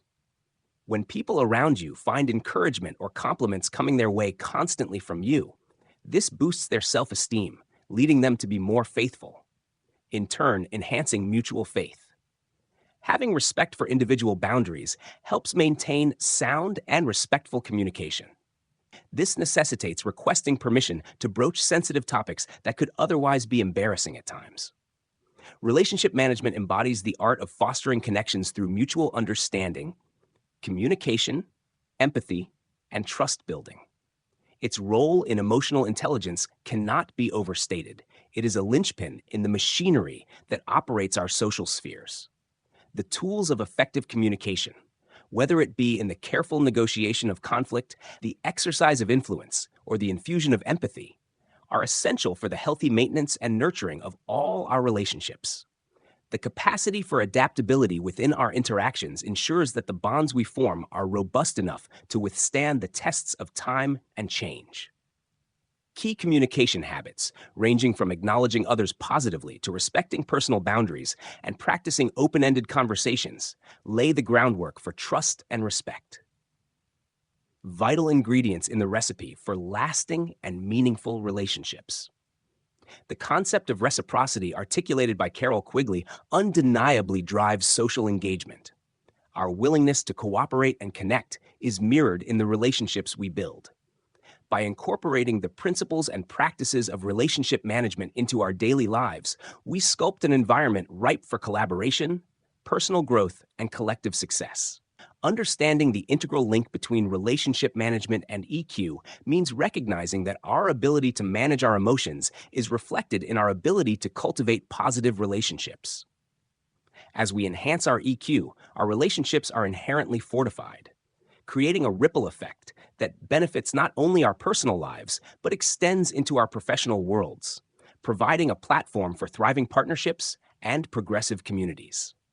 In fostering these communication habits and relationship management techniques, we become agents of connection and harmony, capable of weaving a social fabric that is resilient, supportive, and rich in the qualities that make us most human. Chapter 5. Reading others' behavior. With precision, behavior is what a man does, not what he thinks, feels, or believes. Emily Dickinson. Decoding body language and nonverbal cues. Mastering the cues of body language along with facial expressions is the key to good communication because such messages often carry greater context than mere words. These unspoken messages uniquely help bind people through feelings of empathy and thus prove to be responsible for relationships growing closer. There are salient features in the interpretation of these verbal signals, which are explained below. Interpreting facial expressions. While facial expressions are generally universal, it's important to consider the context in which they occur. A person's cultural background, individual personality, and the situation at hand can influence how they express their emotions. Additionally, people may sometimes mask their true emotions with deliberate facial expressions. By paying attention to facial expressions and considering the context, you can gain a deeper understanding of others' emotions and improve your communication skills. Happiness. A genuine smile, crinkling around the eyes, is a reliable indicator of happiness. It suggests warmth, contentment, and enjoyment. Sadness, a frown, drooping eyes, and a downturned mouth are common signs of sadness. These expressions may also be accompanied by tears or a somber tone of voice. Anger, furrowed brows, tight lips, and flared nostrils are often associated with anger. These expressions may also be accompanied by a raised voice or aggressive behavior. Surprise, raised eyebrows, wide eyes, and an open mouth are typical signs of surprise. These expressions can indicate astonishment, amazement, or shock. Fear, wide eyes, an open mouth, and tense facial muscles are often indicators of fear. This expression may also be accompanied by a rapid heartbeat or sweating. Microexpressions. These are brief instances of involuntary facial expressions that reveal true emotions. Look for quick flashes of microexpressions that might contradict the speech of the person. Decoding body language. Body language is a very powerful medium of nonverbal communication. It speaks a lot about the thoughts, feelings, and intentions of an individual. By learning how to interpret body language, you will connect with others and have smooth social interactions. Body language can be read through two traits, posture and gesture. There are two types of human posture, open and closed. In an open posture, arms and legs are not crossed. It is typically indicative of confidence, openness, and receptivity. A closed posture, arms or legs crossed, may be indicative of defensiveness, resistance, and discomfort. Upright posture, confidence and attentiveness. Slouched posture, disinterest or lack of confidence. Leaning in, interest and engagement. Leaning back, disinterest or discomfort. Fidgeting, mirroring. Fidgety behavior may indicate the release of nervous energy or impatience. Tapping on the floor with the feet, playing with hair, or other motions that demonstrate changes in the sitting posture. One of the most subtle ways that a person subconsciously builds rapport and agreement is through unconscious mimicry. This unconscious mimicry is called mirroring. The mirroring of body language, gestures, or facial expressions between two people points out connection and understanding. As opposed to posture, gestures can be of the hands and the face. There are many ways to interpret hand gestures. A nod can indicate agreement and encouragement, while pointing can indicate emphasis and direction. Crossing arms and legs may suggest defensiveness or resistance. Open palms, honesty and openness. Crossed arms, defensiveness or discomfort. Touching the face, nervousness or lying. Studies have confirmed that the human brain is wired to interpret body language as a form of social communication. We naturally interpret expressive movements to show the attitudes and feelings of others. This implies that our ability to understand body language is not only a learned thing through social interaction, but also an innate ability to interpret visual cues. Eye contact. Eye contact can be one of the most influential nonverbal signals that decide if an interaction succeeds or fails. Eye contact conveys interest and confidence. It equally shows nervousness and untruthfulness. Proper eye contact will develop trust and rapport with the other person. It indicates that you are interested, attentive, and truthful. Direct eye contact automatically shows that you are interested in the conversation as well as in the other person. It makes them feel wanted and appreciated. In some cultures, keeping eye contact shows one's authority or control. On the other hand, too much eye contact may give the impression of an attack or threat. Shying away or shifting one's look frequently may indicate nervousness, deception, or discomfort. Decoding eye contact signals. Direct eye contact is done to show confidence, interest, and sincerity. Too much eye contact shows aggressive or intimidating behavior. Avoidance of eye contact. One avoids eye contact due to nervousness, shyness, or lying. Again, the amount of eye contact varies across cultures. Blinking eyes. Frequent blinking can indicate that the person feels stressed, uncomfortable, or nervous, or it may simply be a natural response to bright light or other environmental factors. There are some cultural differences in the importance of eye contact. While eye contact is a way of being respectful and showing engagement in some cultures, in others it can be perceived as disrespectful or even hostile. The key is to be sensitive to cultural norms. Proxemics is the silent language of personal space.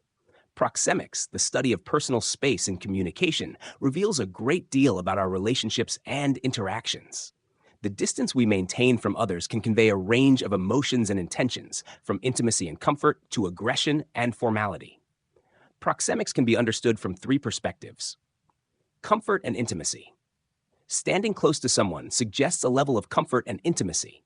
This distance is typically reserved for friends, family, or romantic partners. Formality and discomfort.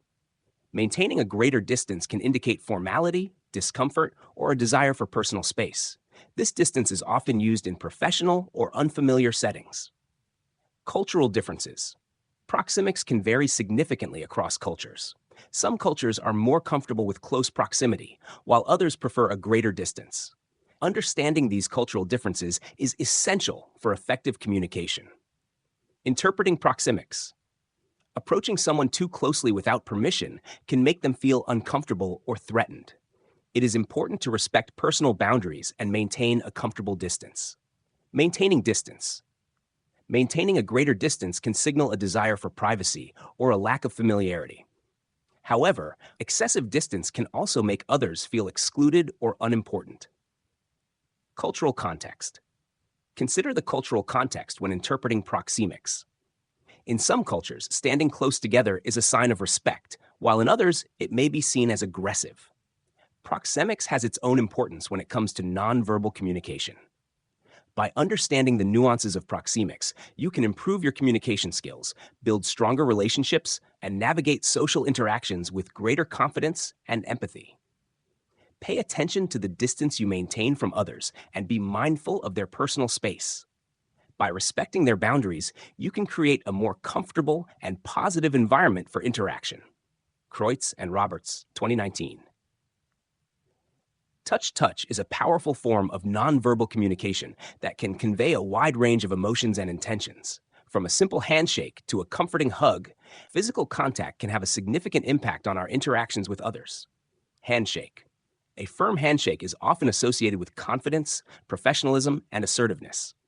A weak or limp handshake, on the other hand, may signal nervousness, insecurity, or a lack of confidence. Pat on the back. A pat on the back can be a gesture of encouragement, support, or congratulation. However, it should be used appropriately and with consideration for the other person's comfort level. Light touch. A gentle touch on the arm or shoulder can convey empathy, concern, or reassurance. However, it is important to respect personal boundaries and avoid unwanted physical contact. The meaning of touch can vary significantly across cultures. In some cultures, physical contact is more common and accepted, while in others it may be seen as intrusive or inappropriate. It is important to be aware of cultural norms and adjust your approach accordingly. The impact of touch. Physical touch can help to build rapport and create a sense of connection with others. Touch can be used to express a wide range of emotions, from affection and support to sympathy and concern. It is essential to respect personal boundaries and avoid unwanted physical contact. Invading someone's personal space can make them feel uncomfortable or threatened. Paralanguage is the non-lexical form of communication by speech. It includes intonation, pitch, pace, volume, pauses, and hesitation. Beyond the words themselves, the way we speak plays a vital role in how our messages are received. Umalo, 2020. Tone. The way you say something can convey your emotions. A warm tone suggests friendliness, while a harsh tone might indicate anger. Pitch. The highness or lowness of your voice can affect how your message is perceived. A high pitch might sound exciting, while a low pitch can convey seriousness. Volume. How loud or soft you speak can also impact your message. A loud voice can show confidence, while a soft voice might suggest intimacy. Pace. The speed at which you speak can influence the impression you make. A fast pace might suggest excitement, while a slow pace can indicate thoughtfulness. Intonation. The rise and fall of your voice can affect the meaning of your words. Rising intonation is often used in questions, while falling intonation is used in statements. Pauses and silence. Strategic use of pauses and silence can emphasize points or create suspense. Contextual interpretation.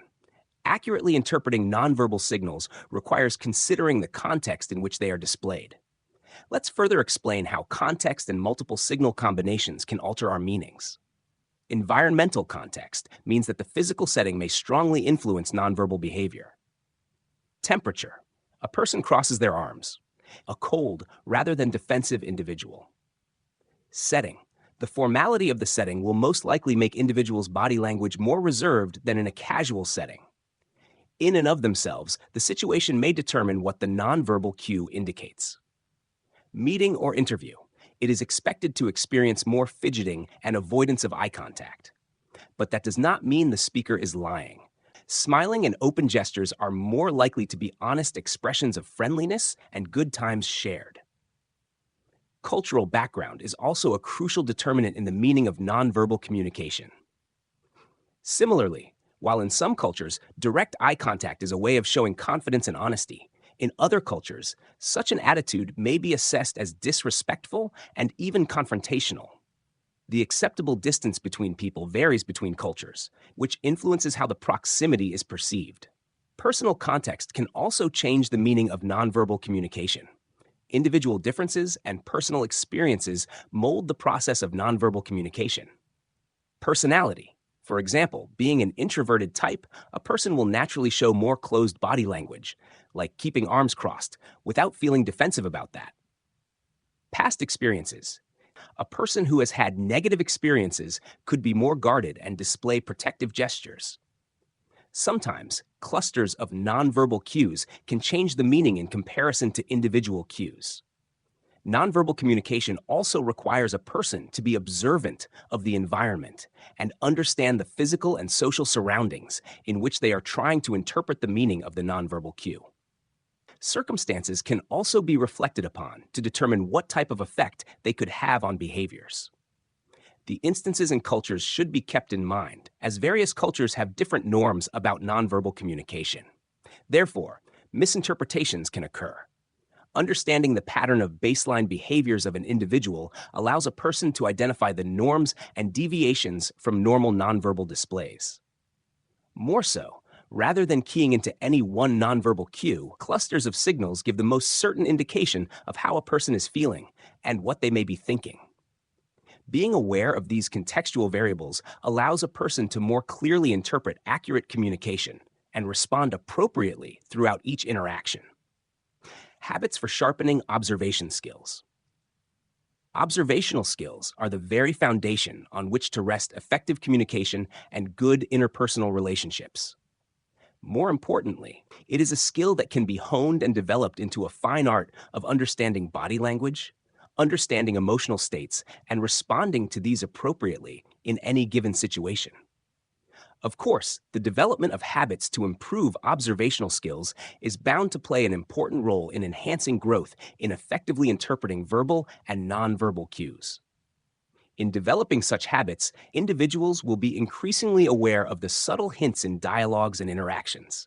They will be able to respond appropriately and sensitively. Now, let's explore in detail two related habits that will get you well on your way to being a better observer. Practice daily in life's routine situations and instill the feedback loop. The two most effective ways to improve observational skills involve the use of daily practice scenarios and the establishment of a feedback loop. Daily practice scenarios. The process involves observing people's behavior, body language, and interaction with others in real-life situations, which may include meetings, social gatherings, or informal conversations. It aims to enhance the skill of understanding nonverbal cues, including body expressions, posture, gesticulation, and tone of voice in realistic situations. To develop your observational skills, try to make a conscious effort to practice reading behavior whenever possible in daily life. To improve your capacity to interpret nonverbal signals, it is advisable to integrate observational practice into your everyday activities. The following are several pragmatic approaches to achieve this. People watching. Observe how people interact in public places, for example, cafes, parks, and shopping malls. Observe their body language, the expression on their faces, and their tone of voice. Social gatherings. Observe interpersonal exchanges at social functions or informal conferences. Note the participant's body language and spacing for signs of comfort, interest, or distress. Observe how others interact at parties, dinners, or other social functions. Note not just the interactions between individuals, but between groups as well. Observe how people interact with each other while being discreet in public areas like cafes or parks. Note the ways in which body language emanates in these different contexts, between friends, couples, or strangers. Work observations. Observe your colleagues in meetings, presentations, and informal interactions. Observe patterns and trends of others' communication styles. Conferences. Observe the nonverbal motions, facial expressions, and tone of voice of your colleagues. Note who appears interested, who looks away or might be somewhere else, and who is certain or unsure. How to practice. Start by identifying a situation that happens in daily life where you can practice simply observing without drawing too much attention to yourself. At a meeting, for instance, notice how various participants use body language to convey their interest in the topic being discussed. Do they lean forward when interested and sit back when uninterested? Are facial expressions congruent with what's being said, or disconnected? In social gatherings, observe how people interact in groups, who leads the conversation, who listens, and how they react to each other's comments. Why it's important. It will develop in you the keenness of observation in everyday situations and the way you pick up silent messages. In time, you will have the skill to read people's real feelings or intentions between the lines when, in fact, they are not expressed. This becomes very skillful in professional life during meetings, since understanding what is not said can get one out of a tight corner of some conversation or negotiation. While on public transport, observe how people interact. Who's chatting, avoiding eye contact, or lost in thought? In restaurants, watch diners' interactions with each other and staff, noting signs of enjoyment or frustration. At sports events, pay attention to athletes' body language during high-pressure moments and fans' reactions. During family gatherings, notice who leads conversations and who is more reserved. Observe decisions, indecision, or disappointment in the interaction of buyers with salespeople at stores. The more varied these scenes you practice on, the more proficient you might get at reading nonverbals in any situation. Feedback loop. A feedback loop constitutes a mechanism through which individuals seek and integrate feedback in order to enhance their skills and comprehension. Specifically, with regard to observational skills, a feedback loop encompasses the acquisition of insights from others to confirm one's interpretations of nonverbal signals. Approaches to creating a feedback loop. After witnessing an exchange, discuss with a trusted friend, coworker, or mentor what your thoughts were on the exchange. For example, you might say, "I felt like John seemed a little uninterested in the meeting. Did you get that too?" Contemplate and modify. Evaluate the feedback obtained and contemplate the accuracy of your observations. Should there be inaccuracies, determine the areas that require enhancement and modify your methodology accordingly. Active listening practice. Active listening by engaging in conversations that involve paying close attention to verbal and nonverbal cues. Then ask if your perceptions of their emotions and meanings were accurate. Role-playing activities. Engagement in role-playing activities with a collaborator is encouraged to facilitate the practice of observing and interpreting nonverbal signals. It is beneficial to exchange constructive feedback regarding the precision of each other's observations. The importance of feedback loops. Feedback loops are essential to accurately interpret the subtlety of nonverbal signals. Since these may be subtle and often misinterpreted, feedback helps increase one's understanding while decreasing the false interpretation of any situation, thus supplementing interpersonal interactions and relationships. These are crucial processes through which a good observer acquires observational skills while confirming the accuracy of their interpretations. An individual can solicit feedback from others too. Ascertain the accuracy of your assumptions regarding individuals' emotions and intentions. Recognize where you are misjudging the nonverbal signs. Engage with the observations and insights of others. Exhibiting an openness to soliciting feedback indicates that one appreciates the viewpoints of others and is dedicated to enhancing their communication abilities. Incorporate feedback to refine your skills. Seek input from reliable friends, family members, or colleagues regarding your capacity to observe and interpret behavioral cues. Be part of a group where members share feedback on each other's observations. Always review your observations and question whether or not your interpretations are correct.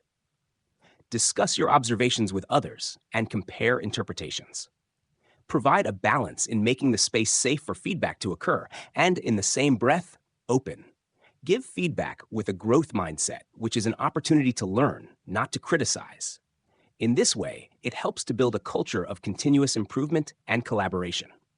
Honest and constructive feedback strengthens relationships. Now, in the light of received feedback, reflect upon them. Compare those with your observations and see what needed improvement.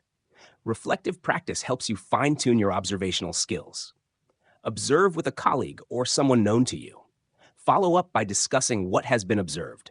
Share valued insights about each other's use of nonverbal communication. This is one peer learning approach through which improvement of observational skills can be fostered. It may provide a source to deepen relationships through mutual learning. To improve your observation skills, look at the bigger picture, not just the single signal, for example, crossed arms or a frown. Take in the overall context, that is, the tone of voice, posture, and the situation itself, for a more accurate interpretation. Be aware of assumptions too, as personal assumptions are one of the causes of errors. So keep in mind your pre-notions and use an open mind for the process. One more positive effect of journaling is that it can help you break free from automatic patterns of thinking. By journaling, you will be able to record your daily observations and reflections that can be used as a means of checking your social performance and as a tool for self-discovery. Lastly, pay attention to yourself by being more aware of your nonverbal communication and expressions. Think about how others may see you and change if necessary. Avoiding common pitfalls. Misconstruing may result in misunderstanding others and thus harming relationships. Individuals may use several strategies to maximize the accuracy of observation and reduce biases. Below are some useful tips for avoiding common pitfalls when reading other people's reactions. Contextual knowledge. Knowledge of the context within which the story took place is very fundamental to making any authentic interpretation. Nonverbal signals mean different things, given the context, culture, and personality of an individual. Crossing your arms may appear defensive in one situation, but cool in another. Being aware of the context should reduce misinterpretation. Tip: stop and think before you make a judgment based on a character. Ask yourself questions such as, what is occurring in the setting? Are there any circumstances that might be affecting the character's behavior? Avoid making assumptions and judgments based on stereotypes. Biases and preconceived ideas cloud judgment for behavior interpretation. Essentially, an individual ought to realize that personal experiences, as well as social stereotypes, may influence the way an individual perceives another individual. For example, from the serious etiquette of an individual, one may judge such persons as unfriendly while ignoring the cultures or personal lives of persons. Tip: the experience a person goes through forms the basis of how he acts. Remember, each has a unique story. Therefore, head into every interaction with an open mind and a desire to understand the person, not maintain stereotypes. Get the meaning. This will avoid misunderstanding if one doubts the character or motive of another person. Instead, one can always ask open-ended questions to explore the point of view of the other. It would open up a whole lot of communication and show interest in understanding them. Tip: I felt like you were mad during the meeting. Is everything okay? This allows the other person to open up about their emotions and is an avenue for clearing misunderstandings. Mindfulness practices views could be accessed to create more awareness about the self and others' biases and behaviors. Mindfulness can mediate being in the present and heighten the ability to make decisions without focusing on a target's nonverbal behaviors or states. This can minimize the impact of preconceived notions and emotional responses on the interpretation. Tip: practice mindfulness through such activities as deep breathing or meditation. These can facilitate a sense of detachment when working with others. Continuous learning. Keep in mind that the whole process of defining behavior develops as an acquired skill through time. Further education on nonverbal communication, cultural differences, and psychological dimensions could provide more accurate results. Books, workshops, and online courses will help in developing one's idea of effective communication. Tip: take the time to study body language and nonverbal cues. Attend workshops or read about the subject to extend your knowledge. Nonverbal communication and body language provide invaluable insight into understanding the unspoken element of human interactions and relationships. As Emily Dickinson reminds us, what is manifested in behavior is the truest representation of one's actions, far beyond internal contemplation and sentiment. Decoding facial expressions to grasp the subtle play of emotions, interpreting gestures to discern underlying messages, and engaging in the dance of proxemics to respect personal space are all skills that fortify our social engagements. Practices ranging from daily observations in varied settings to establishing feedback loops create a scaffold for honing our ability to read and respond to the wordless cues with which we communicate. As we sharpen these observational skills, we become adept at sidestepping the common pitfalls that misinterpretation and assumption-laden judgments bring forth. Awareness of context, culture, and individual idiosyncrasies is paramount to our success in navigating the delicate nuances of body language. Mindfulness practices and continuous learning emerge as essential aids in elevating our proficiency and enhancing our sensitivity toward the subtleties of nonverbal communication. They foster a mental space where bias is mitigated and awareness is heightened, allowing us to respond to nonverbal signals with increased empathy and clarity. By immersing ourselves in the study and application of these concepts, we position ourselves to become better communicators, more empathetic partners, and more insightful leaders. It is in the mastery of these silent languages of touch, gaze, and spatial dynamics that we uncover potent layers of connection with our peers. Thus, we truly learn to listen with not just our ears, but with our eyes and instincts as well, ultimately enriching our collective human experience. Chapter 6: Integrating EQ Habits into Daily Life. A habit cannot be tossed out the window. It must be coaxed down the stairs a step at a time.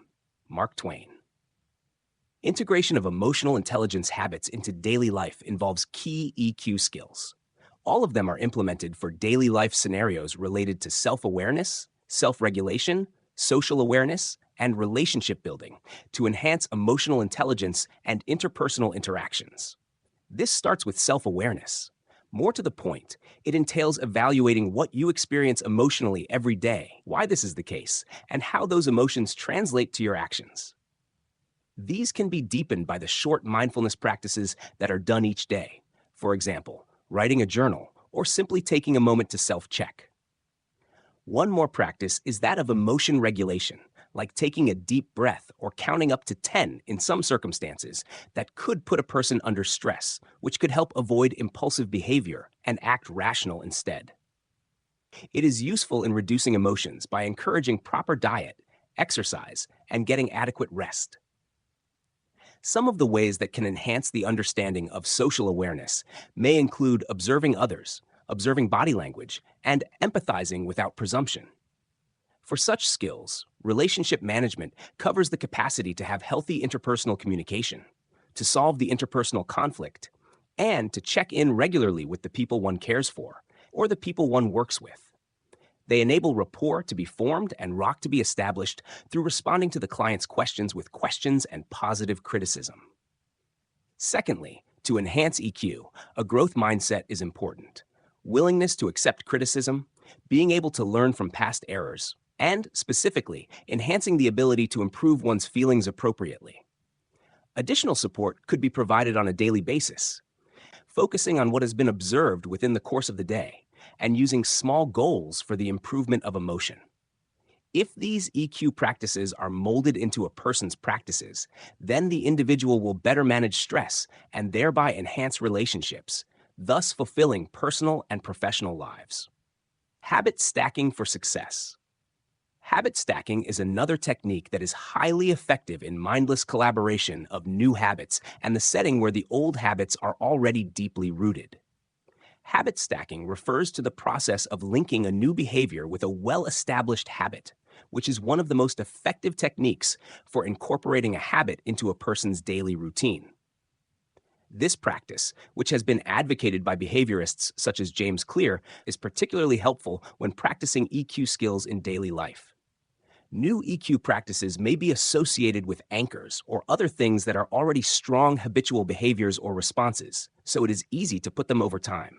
Here's how you can apply it to develop and maintain new emotional intelligence, EQ, habits. Identifying existing habits. Before using habit stacking, it's essential to understand your habitual daily schedule. These are the actions you perform consistently and often without conscious thought.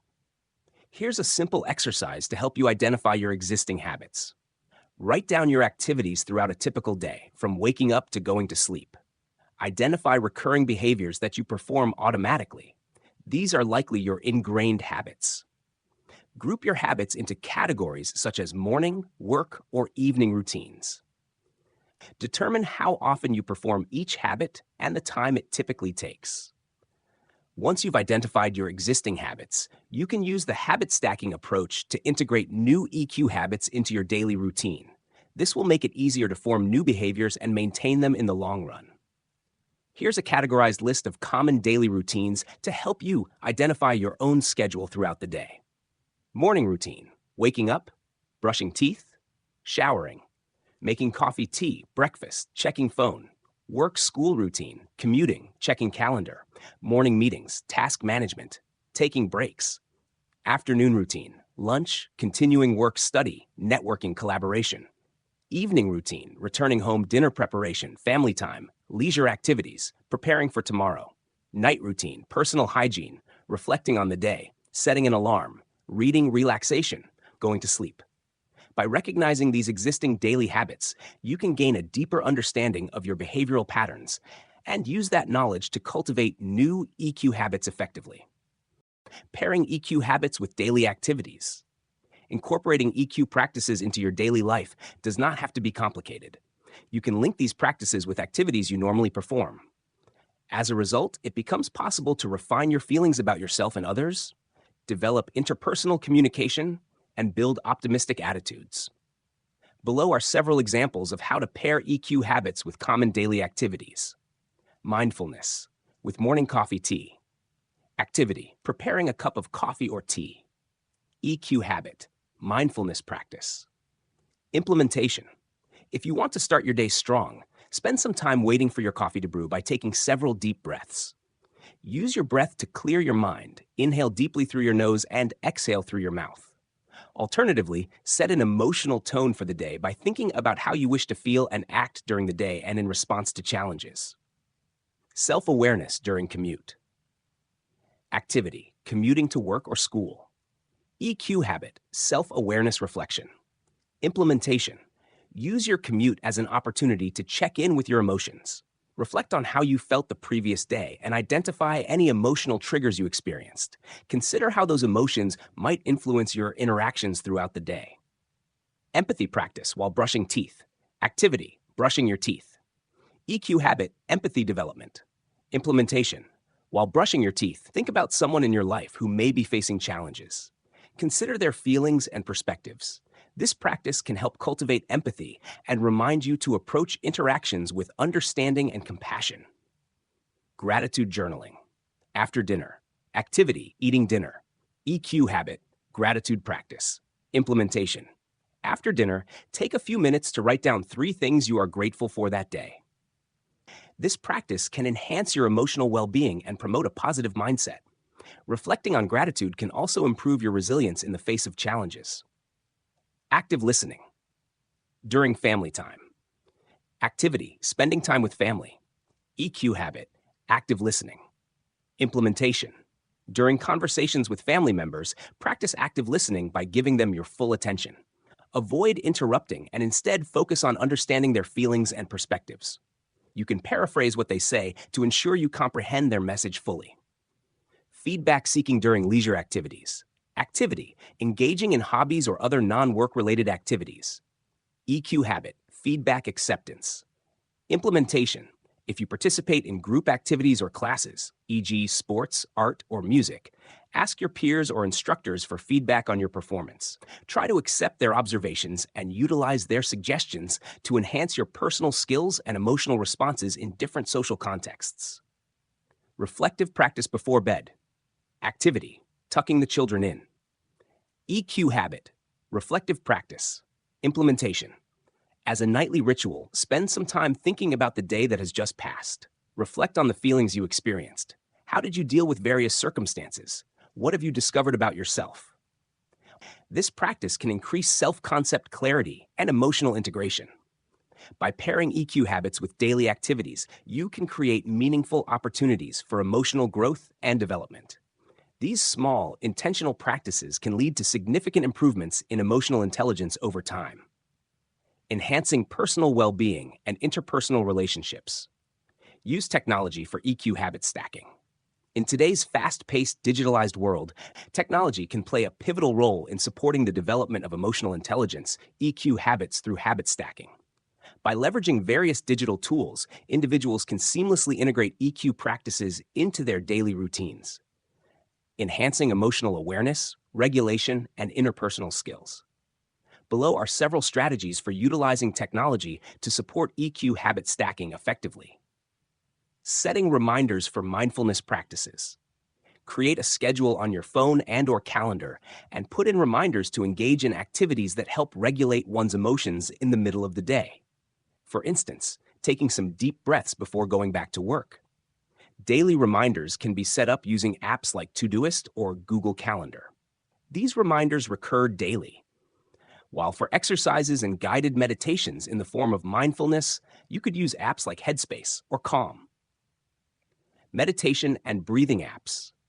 For the continuation of meditating or breathing exercises, set the habit at lunchtime or before going to bed by using applications on it. The Insight Timer app has many options in various aspects of meditation and breathing exercises to help with certain feelings, while the Breathe app simply instructs on how to relax and calm oneself. Mood tracking and reflection. In order to regulate emotions, some people prefer using apps to track their mood during the day, which would help with self-analysis and recognizing patterns. The Dailyo app can be used to track mood and activities to identify triggers. And the MoodFit app focuses on mood tracking along with the availability of mindfulness, gratitude, and cognitive behavioral therapy, CBT, tools. Journaling apps for self-reflection.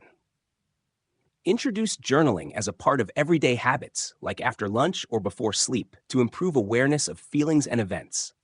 Journey is an app focused on daily journals and gratitude lists, and Day One is a simple app with plenty of options for emotional writing. Social connection platforms. To sustain relationships and cultivate understanding of others, use tools like scheduling a phone or video call with friends or loved ones. For active listening and empathy, one can use apps such as Zoom or Skype for virtual meetings.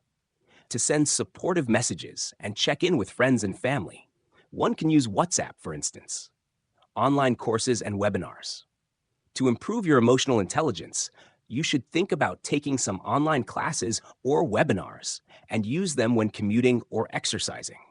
There are websites like Coursera, Udemy, and LinkedIn Learning that make online courses on emotional intelligence and communication skills easily accessible. Start small with incremental habit stacking. Larger efforts and greater change are made incrementally. And with this perspective, it is possible to begin the development of emotional intelligence, EQ. The goal is to make these habits easy to stick to and incorporate them into your everyday practice. For example, if you already practice reading before sleep, you might include a few moments when you felt angry or otherwise socially engaged during the day. This could be just as basic as pondering, what emotions did I feel today? Or, how did I deal with the social interactions of the day? The act of positive thinking can be performed for only several minutes each night, which contributes to making the procedure natural.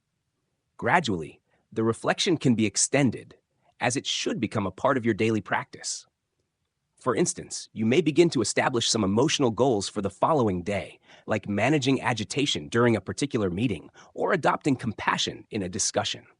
Technology can be used to foster these habits as well. It is possible to use other applications, for example, journaling applications or ones that can track mood, to record these thoughts and goals. In time, such small and regular practices yield a substantial positive change to your self-observance and emotional control, thereby transforming EQ into a seamless part of your existence. Combine EQ habits with physical activities. Physical activities such as exercising or even just stretching can be very useful when it comes to things like managing your emotions or even practicing mindfulness. Try to integrate and plan to perform stress checks, deep breathing, or mindfulness during warm-ups, cool-downs, or stretching programs if you have a regular exercise regime. Social awareness and empathy can also be correlated to something as simple as walking or running, where one takes time to think about the recent incidents and how the others may have felt. Emotional regulation and mindfulness. In between your warm-up sessions and cooling down time, make time to do a self-check on your emotional health. This is a very simple question that you should ask yourself every now and then. How do I feel, and why do I feel this way? This helps build self-awareness. Deep breathing. Make use of breathing exercises every time one starts stretching exercises. The former not only helps to work out the tension in your muscles, but also helps to regulate your thinking. Mindfulness practices. When going through your normal exercises, such as yoga or Tai Chi, concentrate on the moments. Be sure to focus on your gestures and your breathing, which helps in the practice of mindfulness. Social awareness and empathy. Walking or running.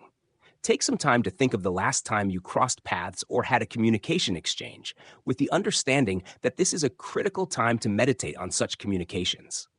Consider how the other people might have felt whilst they were interacting with each other. This is said to help in the development of social awareness. Group activities. If you go to a gym, play football, or do aerobics, pay careful attention to the other people and their feelings. This could improve your empathy and thus be able to notice cues within society better. Relationship management. Play games that involve partnership, such as tennis or dancing. All these activities help enhance interpersonal communication and teamwork among the people who are involved. Support networks.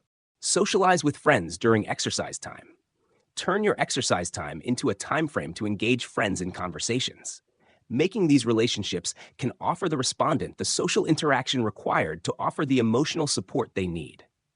Incorporate social awareness into conversations. Social awareness can also be developed through habit stacking by associating it with routine chats. For example, when you are eating with either your family members or colleagues, try to listen to the speakers carefully and also watch their facial or body expressions. You can also stack the habit of asking open-ended questions from the time you conduct your daily check-ins with friends or colleagues to foster better relationships. If you make it a rule to do it often in those interactions, then your social alertness increases naturally with time. Building relationship management habits. Relationship management, another EQ skill, can also be fitted into people's daily interactions and tasks through habit stacking. For instance, if during the course of your day you practice the routine of texting a buddy or coworker in the morning, you can increase this by incorporating aspects like cheer, motivation, or compliments.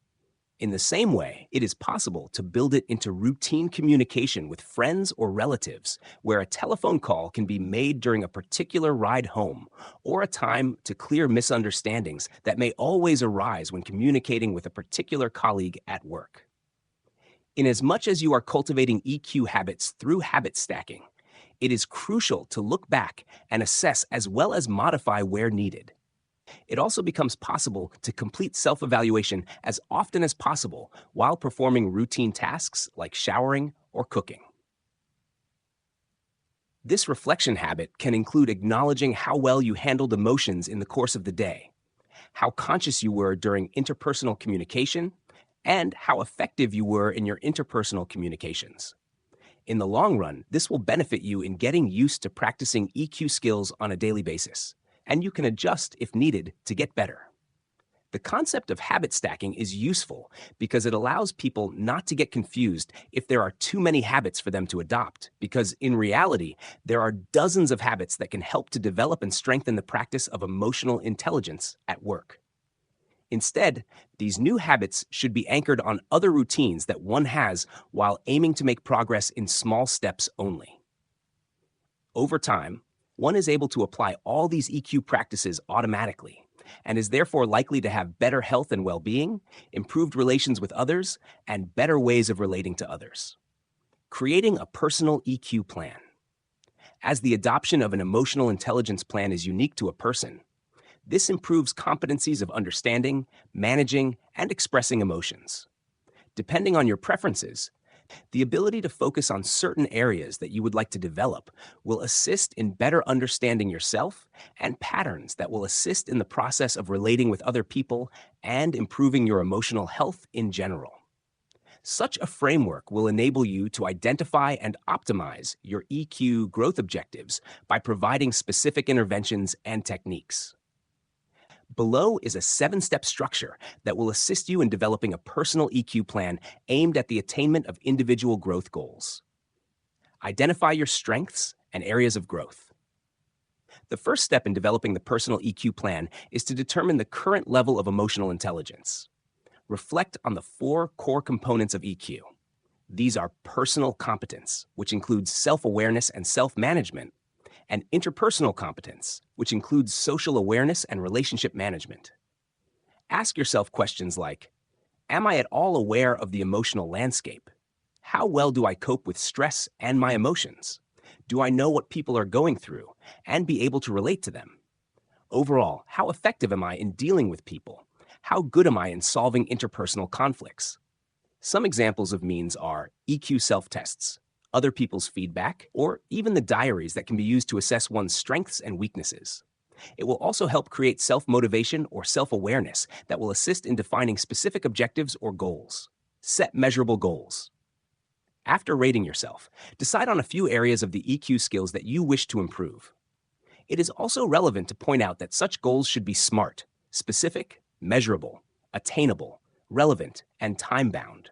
For example, one of my objectives is to enhance my stress management by practicing mindfulness each morning for 10 minutes.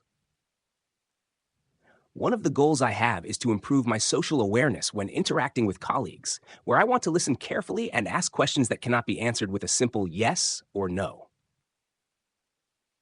The most effective conflict resolution behavior I will incorporate when dealing with conflicts is to avoid raising my voice and to concentrate on the outcomes of the dispute. When you set achievable goals, it becomes easier to direct your energies and assess the results you desire. Choose strategies that suit you. Specific to each of the goals, it is also necessary to establish the tactics and methods that will aid in building the desired EQ skills. Mindfulness can help improve self-identification and skills in managing anger. It is also useful in managing negative emotions that are common in cases of depression and anxiety. It makes you stay focused and less likely to get angry. There are easy-to-learn relaxation strategies like deep breathing that you can use if you need to remain composed and also relax during stressful times. This simple interpersonal communication session can be used to enhance social awareness. Try to concentrate on what the person speaking is communicating during the discussion. Distract the patient minimally, and make use of words and gestures to indicate attentiveness. This should be achieved by initiating the conversations with warmth and friendliness so as to create a good relationship. Ask those you are close to or work with to observe how you manage feelings or behave towards individuals, and then discuss the best ways to enhance that. Choose activities that can easily be incorporated into your busy schedule and that won't require a major change in your lifestyle. Create a schedule. The final step in optimizing EQ is to institutionalize the goals and strategies by adding them to your to-do list and practicing them daily or weekly. Such an approach is rigid and makes sure that these skills are being developed progressively to be consistent. Breaking down larger goals. When aiming for improved EQ, further chop general objectives into distinct steps so as to stay more organized in your development processes. It helps you avoid being overwhelmed with your projects and enables you to make progress in a consistent manner. Morning self-reflection. Spend 5 to 10 minutes in the morning to meditate, take a journal, or even pray. Take this as an opportunity to chart your feelings and eruption and evaluate your overall progress. This practice can help one develop a better understanding of self and the emotions that might come with it. Regular check-ins. Set daily and weekly meetings with yourself and others. Such can be weekly or bi-weekly meetings, wherein you self-assess your emotional state, ponder on your transactions, and get feedback from your colleagues or friends. This assists in keeping social awareness and relationship management. Emotional regulation techniques. Try to engage in some form of self-calming activities in the course of the day. For instance, avoid reacting each time you are provoked at the workplace or at home. It helps you basically get through some emotions and be in a better position to respond well, thus enhancing your emotional intelligence. Stability and consistency. Stability is important in creating new habits, since people always tend to do what they have been doing or feel comfortable with. Here are some tips to help you integrate these strategies into your daily routine. Start small. Start with 1 or 2 new habits, and as you get used to the new change, take the other step and add other habits. This makes it possible to avoid burnout syndrome and achieve the company's sustainable development. Use reminders. There's nothing wrong with using small reminders each time by setting some alarms on your phone or little sticky notes. It is obvious that it is much easier to influence people visually. Reflect and adjust. It is also meaningful to analyze your performance periodically and make changes when and if necessary. If something particular doesn't involve as it should, then try a different method. From the mentioned strategies of time management, it is possible to state that by approaching the development of EQ skills systematically and creating a schedule that divides the goals into tasks, the latter can be achieved rather easily. Progress tracking and plan adjustment. One of the most effective ways of making improvements to your EQ plan is to document your progress, whether it is positive or negative. Writing down your thoughts and feelings on a piece of paper or a diary may also serve as an adequate way of documenting your progress. This is because the effectiveness of the employed EQ skills in dealing with certain situations can be easily noticed with changes in emotions after practicing certain skills, how other people react to such behavior, or any changes in skills such as stress management skills, communication skills, or empathy, among others. It also enables you to appreciate the outcome of your work and also areas that require more focus. Weekly or monthly reviews. It is wise to spend some time on a weekly or monthly basis and revise your set EQ goals. This involves being able to evaluate the performance of various strategies in use in order to determine the effectiveness of each or what may be inhibiting the success of the strategy in question. This one keeps you on the right track when it comes to performing a certain activity and adjusting when needed. But always remember that any plan that you have should always be flexible. Modify it in response to the feedback that you get from the people, the result of your implementation, or a change in the priority that you have. As with most mechanisms, do not be afraid to switch tactics if a certain strategy does not give the needed outcome. Benefits of tracking progress. Tracking your progress has several benefits. Recording one's progress keeps one on track with his or her goals by frequent documentation of the efforts made and the results achieved. Watching the literal changes that you are going through can enhance your desire to strive to achieve a greater level of your EQ. Despite its shortcomings, an emotional type that is defined in terms of pursuing different goals explains the strategies that work and those that don't, help in understanding one's patterns of behavior. Adjusting your plan. One will also learn that flexibility forms an important plan in the development of a good EQ plan. In the suggestions made, please ensure you are willing to accept the fact that a strategy is not effective or useful and look for other approaches that can be used. For instance, if you found that exercises that involve taking deep breaths are not useful in reducing stress, there is an option to try progressive muscle relaxation or guided imagery. The aim is to discover the strategies and applications that are most effective when helping you through the process and remain adaptable in that effort. Daily journaling. Every day, take a few minutes to write about your feelings and the strategies you've tried out. Write about any important events and how you felt during them or after them. Feedback sessions. People tend to have a certain level of underconfidence and seek and receive feedback and evaluations on their work. These can be very useful tools for assessing one's own advancement or areas that may require further attention. Self-check-ins. Provide a short description of a self-check-in in which you have to analyze how well you have been progressing toward your EQ goals. And as such, these could be weekly or monthly. As a result of careful monitoring and being flexible enough to change, you will find it possible to strengthen your emotional intelligence and meet the EQ objective. Celebrating milestones and achievements. Making a big deal out of attaining targets and goals is often seen as a simple act of fun, yet it is a significant aspect of one's emotional intelligence, EQ development. This is because growing one's EQ does not happen quickly. Hence, there is a need to recognize and appreciate oneself for how far one has come. Small challenges, such as controlling unproductive emotional outbursts or handling criticism positively, are good areas to appreciate. If there are any specific eureka moments or milestones, they will keep you inspired and remind you why emotional intelligence is significant in your life. Celebrating milestones helps you stay on course, having dealt with emotions and continued on the way to achieving goals. Regardless of how small it seems, knowing you are getting better at something is a great uplifter and encourages you regarding the new direction you are taking. In order to celebrate milestones, one should start by achieving targets and setting specific goals in very concrete terms.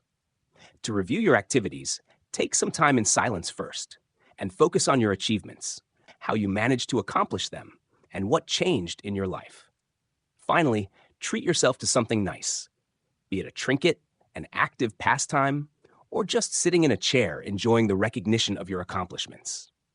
Toward the end of the exercise, it would be important to put some energy into reflecting on how far you have come. This reflection can be very helpful in shaping what has been useful and what is worth emphasizing. Milestones worth celebrating include keeping your cool in hard discussions, receiving positive reviews of your improved listening or empathy skills, effectively applying emotional intelligence strategies to ease stress. Such recognition helps you appreciate how critical emotional intelligence is to your life. Hence, I am encouraging you to be on the lookout for more, on the lookout for the milestones you are still struggling to achieve. Assuring long-term growth. Emotional understanding may also be a kind of intelligence that can be acquired via considerable effort and commitment, as well as the ability to look into the future. Since it is not possible in a former context to control or stop the ability of emotional intelligence, pursuing a constant development in depth of understanding oneself and control of emotions and interrelations is inevitable. Here are several strategies for not only nurturing and retaining such positive changes in behavior, but also fostering the growth of EQ in the long term. Accept the idea of learning for the rest of your life. Emotional intelligence develops with you. Contribute to the notion that enhancing your emotional intelligence is not an activity that has a particular end, but should be a progressive process. Keep yourself hungry for further information and knowledge from other things that might be learned from that experience. Look for books, seminars, and programs designed to improve emotional competence and emotional literacy, or that provide novel insights into the management of emotions. Listening carefully and learning regularly from authorities in the field of psychology and self-help keeps you active in the process of personal development. Even factors such as changes in job or family events provide chances for you to apply and enhance your EQ. So, look at such opportunities and address them to enrich yourself emotionally and psychologically. Update and review goals. As you progress, revisit your EQ goals and update them accordingly. Just as your personal and professional goals will evolve with time, so too will your emotional intelligence goals. You may have focused on reducing your stress levels initially, but after improving over time, the focus may shift to empathy or conflict resolution. This will enable you to realign not only with those goals that are most in harmony with current emotional needs and challenges, but also for your EQ development to stay relevant and continue with value in daily life. Integrate new techniques. As time progresses, so will your emotional needs and external circumstances. Continue growing by adding new techniques and strategies to more closely match the changes in you. For example, mindfulness practices, after being mastered, can be extended with deeper forms of meditation or exercises for emotional regulation. Similarly, techniques such as active listening or positive onset of communication can be extended to include advanced forms of communication, such as nonviolent communication or conflict negotiation skills. The practice will, in return, be dynamic and able to adapt to changing life demands by allowing the tools that support your EQ growth to be flexible. Establish and maintain accountability networks. Having people around you to whom you are accountable, such as accountability partners, mentors, or coaches, keeps you on track to develop your EQ. Checking in on your progress or problems with a friend or associate you trust provides great feedback. If the environment is filled with people who are very much into the process of emotional intelligence, this makes it normal. And the setting even fosters EQ growth. You can also address your questions to professionals with emotional intelligence or join those groups of contacts based on EQ, where sharing personal stories of growth, discussing all kinds of experiences, and getting helpful feedback from other members is possible. Cultivate patience. It is worth bearing in mind that emotional growth is a time-consuming process, and one should appreciate the fact that the journey these young people enter into is not often free of setbacks and hiccups along the way. Be patient and flexible with yourself as you try to maintain these rich habits. There are those times when some emotional intelligence skills seem more difficult to apply or practice than at other times in your life. Nevertheless, what you must know is that such moments don't mean you're going back or losing your progress. Instead, view these moments as an invitation to deeper reflection and more devoted practice that will foster your emotional growth. For instance, if a person finds it singularly hard to control and keep emotions in check during some high level of stress, the foundational practices are what would be very helpful to revisit and engage in. It may involve things like mindfulness techniques or various pause practices that would bring about reflection and calmness. Quite often, from such setbacks and difficulties, insights of value are gained.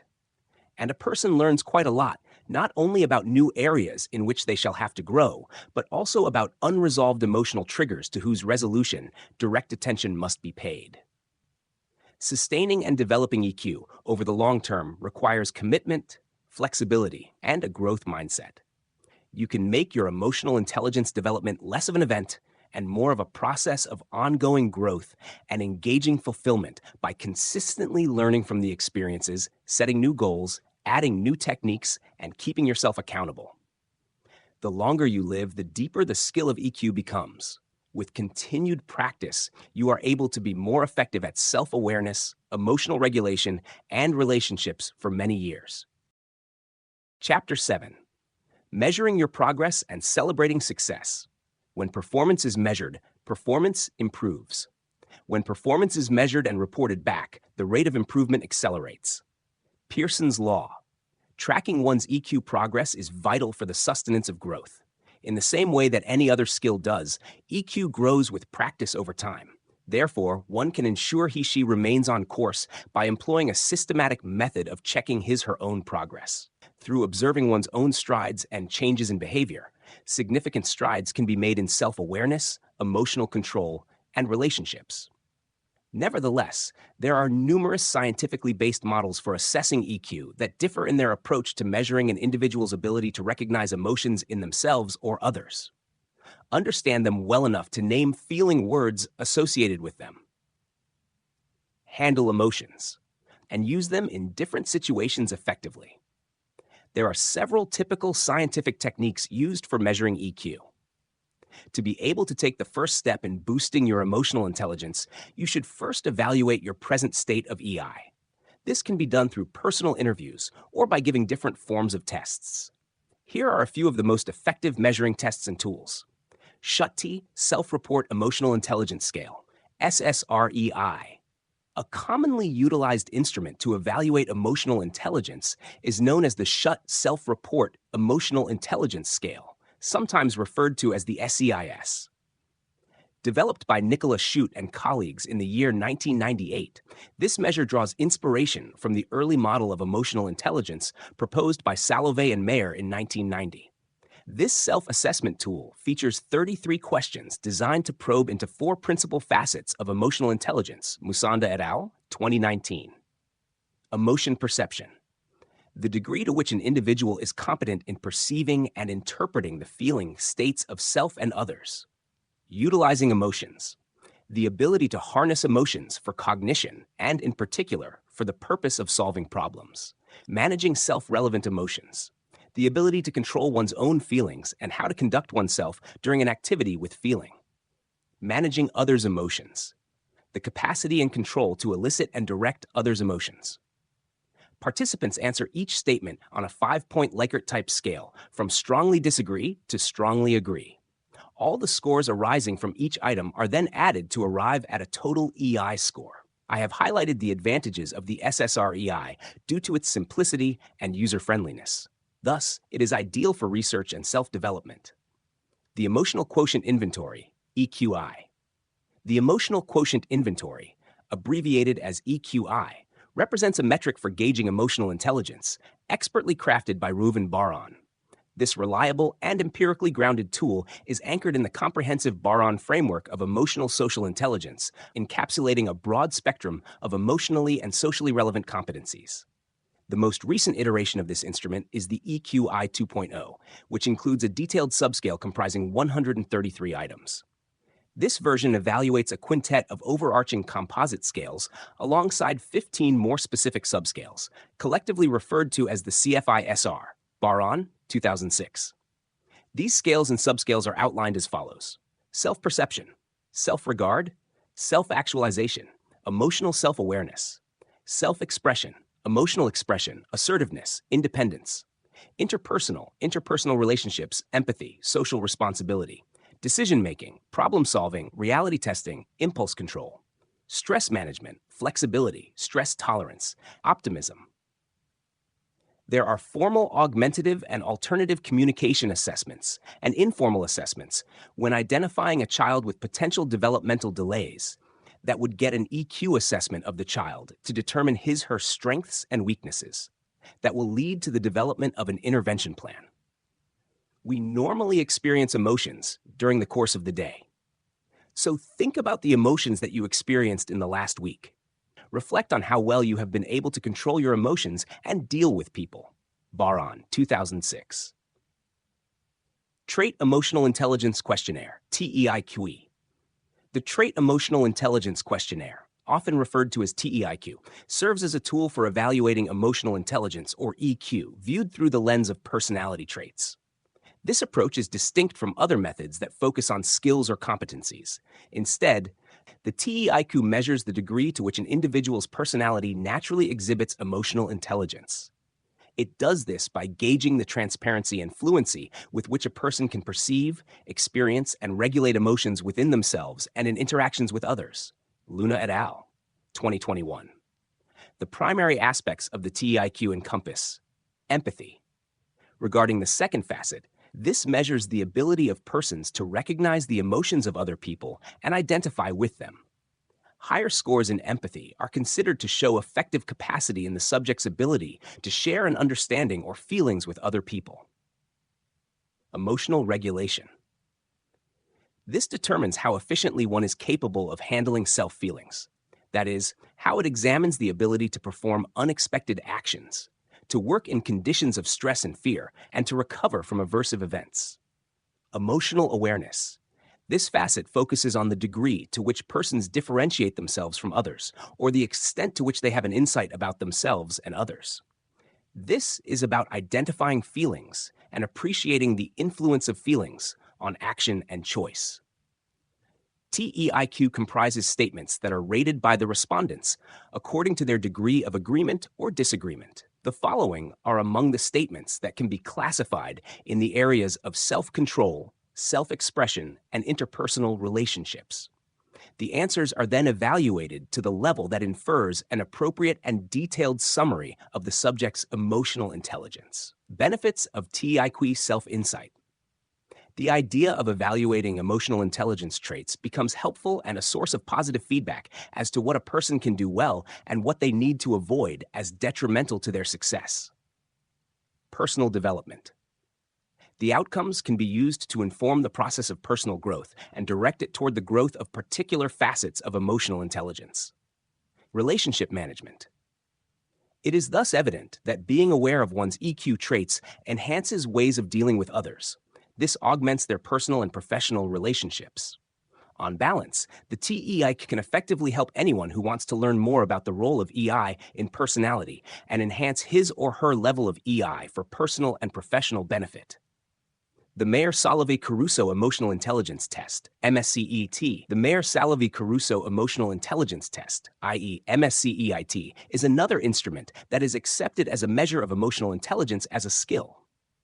The MSCEIT also complements personality-based assessment in that it measures specific abilities in regard to emotional processing and regulation.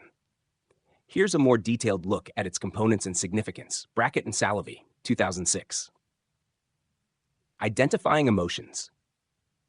This component measures self and other awareness, or, more specifically, the ability to identify one's own and others' emotions correctly. This is where the faces or pictures might be displayed to the test takers, and where the test taker will be required to point out the feelings being depicted. This is primarily an important skill that enables interpersonal communication and creates rapport with people. Using emotions. This part assesses the ability of people to harness emotions for cognitive functions to work and solve problems. For instance, it may include the tasks that are executed through appeals to emotions to give preference to thinking or to introduce various approaches to the implementation of a particular problem. Understanding emotions. This component thus assesses the extent to which the respondent is able to understand emotional content and relations. Emoting could require the test takers to explain changes in feelings or even the possible changes in feelings within a future period of time. It brings a positive attitude in handling interaction processes and decision-making. Managing emotions. This part measures the extent to which an individual is capable of moderating his emotions as well as that of his counterparts. Examples might include situations in which the test taker needs to explain how he/she would ensure his/her own or other people's emotional regulation at work. Significance of MSCEIT objective measurement. The MSCEIT is seen to be very useful for measuring EQ, unlike other tests that only offer mere self-reporting. The MSCEIT, on the other hand, is performance-based and not attitudinal. This means that it measures what a person can do and not what he or she can say. Practical applications. Knowledge obtained from MSCEIT can be used in such fields as self-help, organization and management training, and counseling. Since individuals can be assessed for their skill level in displaying the emotional intelligence quotient, it is possible to curb certain elements of weakness and help with elements of strength. Research and validation. It has been affirmed that the MSCEIT has empirical underpinnings and that its utility has been cross-validated across cultures and on diverse subjects. This makes it a useful reference tool for researchers of different levels and professionals in varying fields. Holistic approach. Since the MSC measures several dimensions of emotional intelligence, the scores yield a global picture of an individual's emotional knowledge and abilities. This is a big advantage of this approach, since it is much easier to make relevant recommendations on how to improve EI based on such a comprehensive view. Altogether, the MSCEIT is useful for everyone who wants to enhance their knowledge in the sphere of emotions with the purpose of improving personal and professional performance. Try using this test to evaluate the measure of your EQ. Emotional and Social Competency Inventory, ESCI. The Emotional Intelligence Model, EI, is a complex framework that was developed by Daniel Goleman and focused on understanding and regulating emotions and social skills. The Emotional and Social Competency Inventory, ESCI, by Richard Witzis and Daniel Goleman incorporates the above model and provides a sound way of measuring these competencies. Dreges and Papuzzi, 2018. The ESCI uses a 360-degree feedback system, whereby the assessment captures feedback from others to give a balanced account of one's emotional intelligence. This encompasses feedback from colleagues, managers or supervisors, subordinates, and the recipient of feedback. This multiple perspective makes it possible to be certain that the ratings of behavioral, emotional, and social competencies provide an overall picture of the perception of the subject and the perception that the subject has of himself/herself. Self-awareness. This area covers the extent to which one knows oneself, including one's feelings, capability, limitations, and principles. It includes acknowledging how their emotions impact their thoughts and behaviors. Self-regulation. This measures how well people regulate the things that happen inside them, such as when they are facing certain adversities. It pertains to authority, flexibility, and possession of emotional balance during critical moments. Social awareness. This area concerns the recognition of individual differences and the ability to feel as other people do.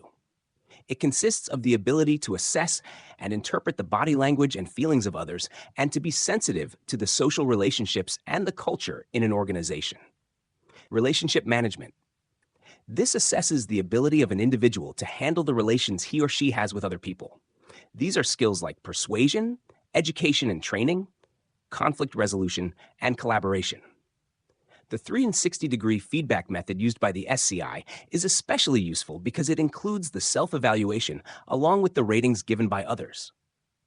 This dual view assists in pinpointing the disparity between self-perception and perception by others. This is useful in self-reflection as it reveals domains of an individual's life that a person needs to cultivate more self-awareness or adopt different behaviors to conform to society's standards. Data collection and analysis.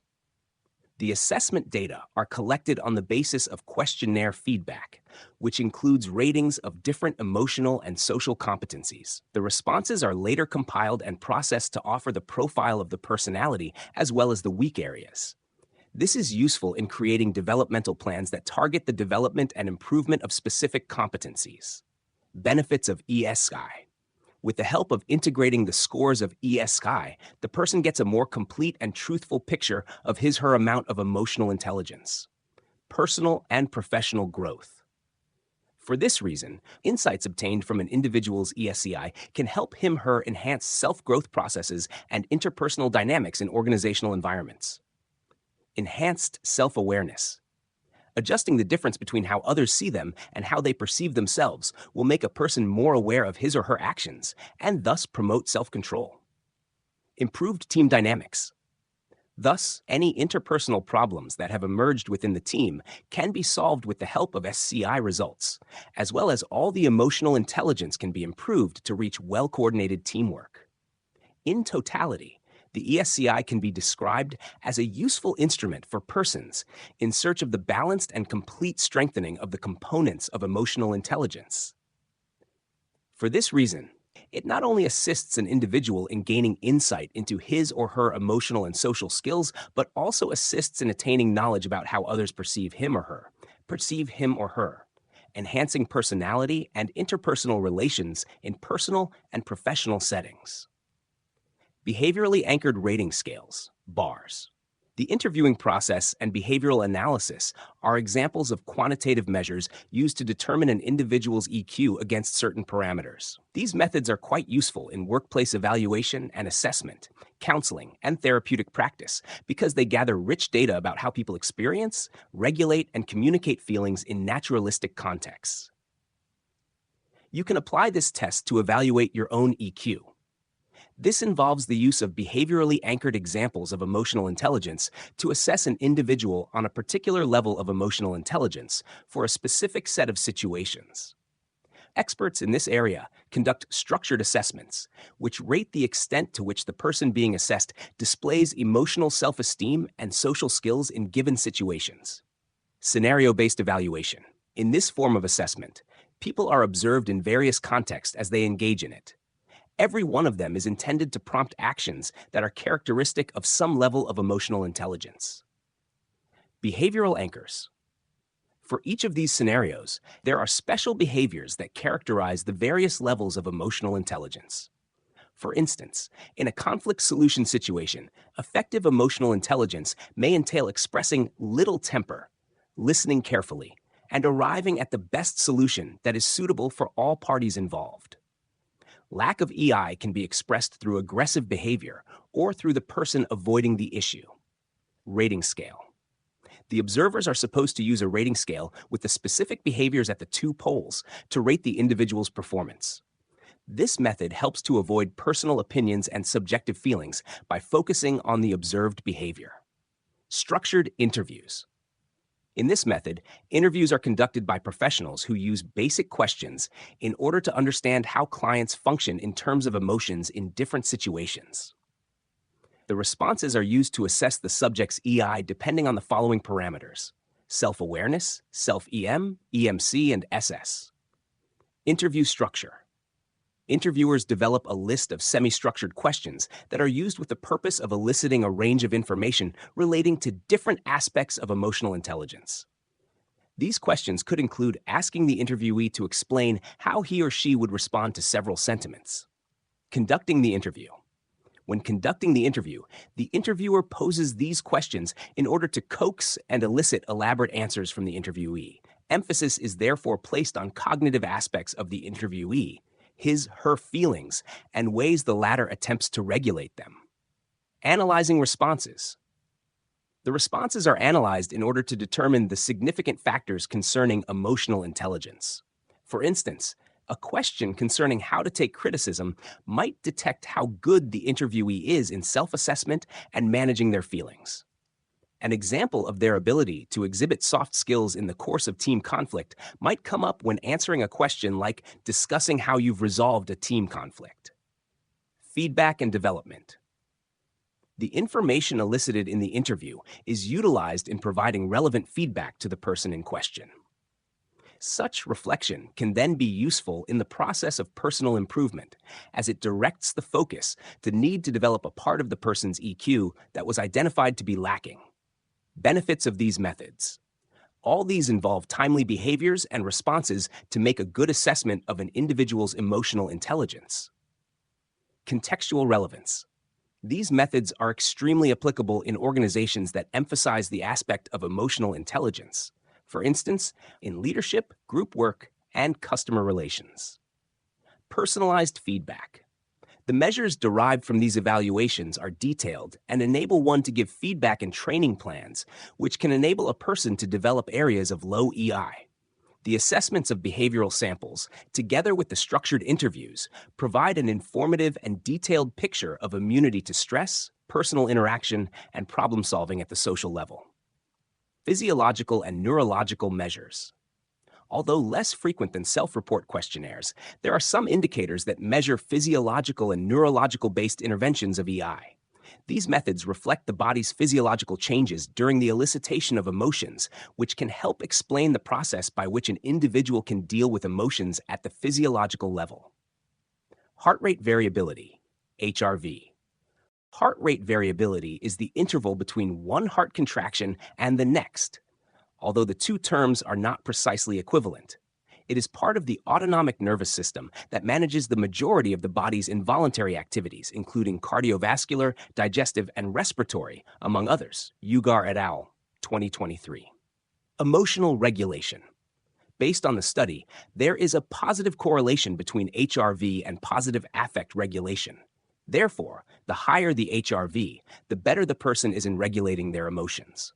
This is the case because of the ability to modulate the ANS to fit the needed stress and emotional responsibility. Ugar et al., 2023.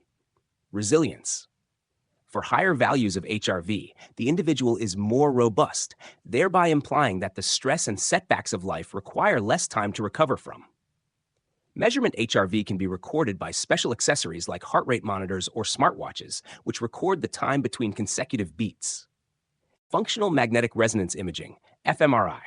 Functional magnetic resonance imaging, fMRI, is an MRI technique that identifies changes related to blood flow when imaging of the brain is done.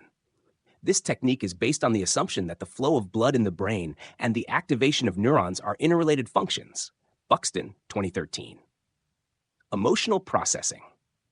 With fMRI scans, it is possible to learn which of the brain regions is involved in the experience of emotions.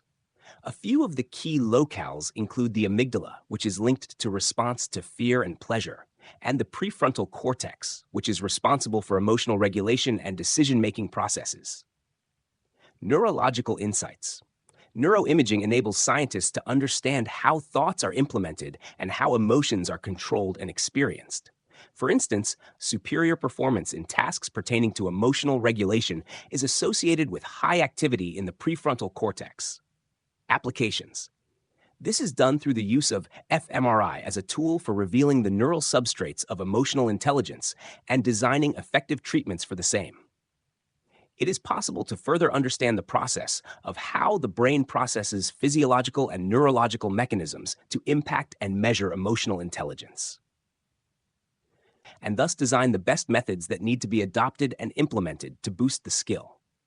For instance, mindfulness meditation and several respiratory exercises promote control and improve heart rate variability, or HRV, normally linked with one's capacity to deal with pressure. HRV, which is an application of biofeedback devices that offers moment-to-moment information on an individual's stress response, can assist in the reverberation control of such triggers. Further, there are cognitive behavioral procedures when the brain is taught how to respond differently to the stimuli of emotions so as to change the neural response, as evidenced by imaging studies. Understanding these physiological and neurological mechanisms, it is possible to design better interventions for increasing access to emotional intelligence and thriving. Performance-based simulations. Using performance-based simulations can help evaluate your emotional intelligence if used in the form of self-assessments. Performance-based simulation might be very useful in determining your level of emotional intelligence. Here's how. Identify areas for improvement. Then, through the course of performing the exercises and receiving feedback from the team, one can note which EQ skills he or she requires to master. For instance, if you are overwhelmed in a conflict and are unable to appreciate your partner's efforts, you may understand that you require learning how to resolve conflicts. Receive objective feedback. Another feature that may be characteristic of performance-based simulations is feedback from observers or evaluators. It could also be useful in assessing areas in which you are good or bad at managing emotions, depending on what the assessment results indicate. Track progress over time. With multiple simulations, you are able to see how you are improving aspects of your emotional intelligence. This can ensure that you do not lose morale and keep on encouraging yourself each time you achieve something. Practice in a safe environment. Here, the positive aspects of simulations particular to Mercer contrast with the negative implications of simulations general to organizations. While simulations are particularly safe and controlled settings in which you can try out various tactics and behaviors, and then learn from your mistakes, gain confidence. Depending on what the simulated situations depict, there is likely to be higher confidence among the participants when practicing EQ skills in real-life situations.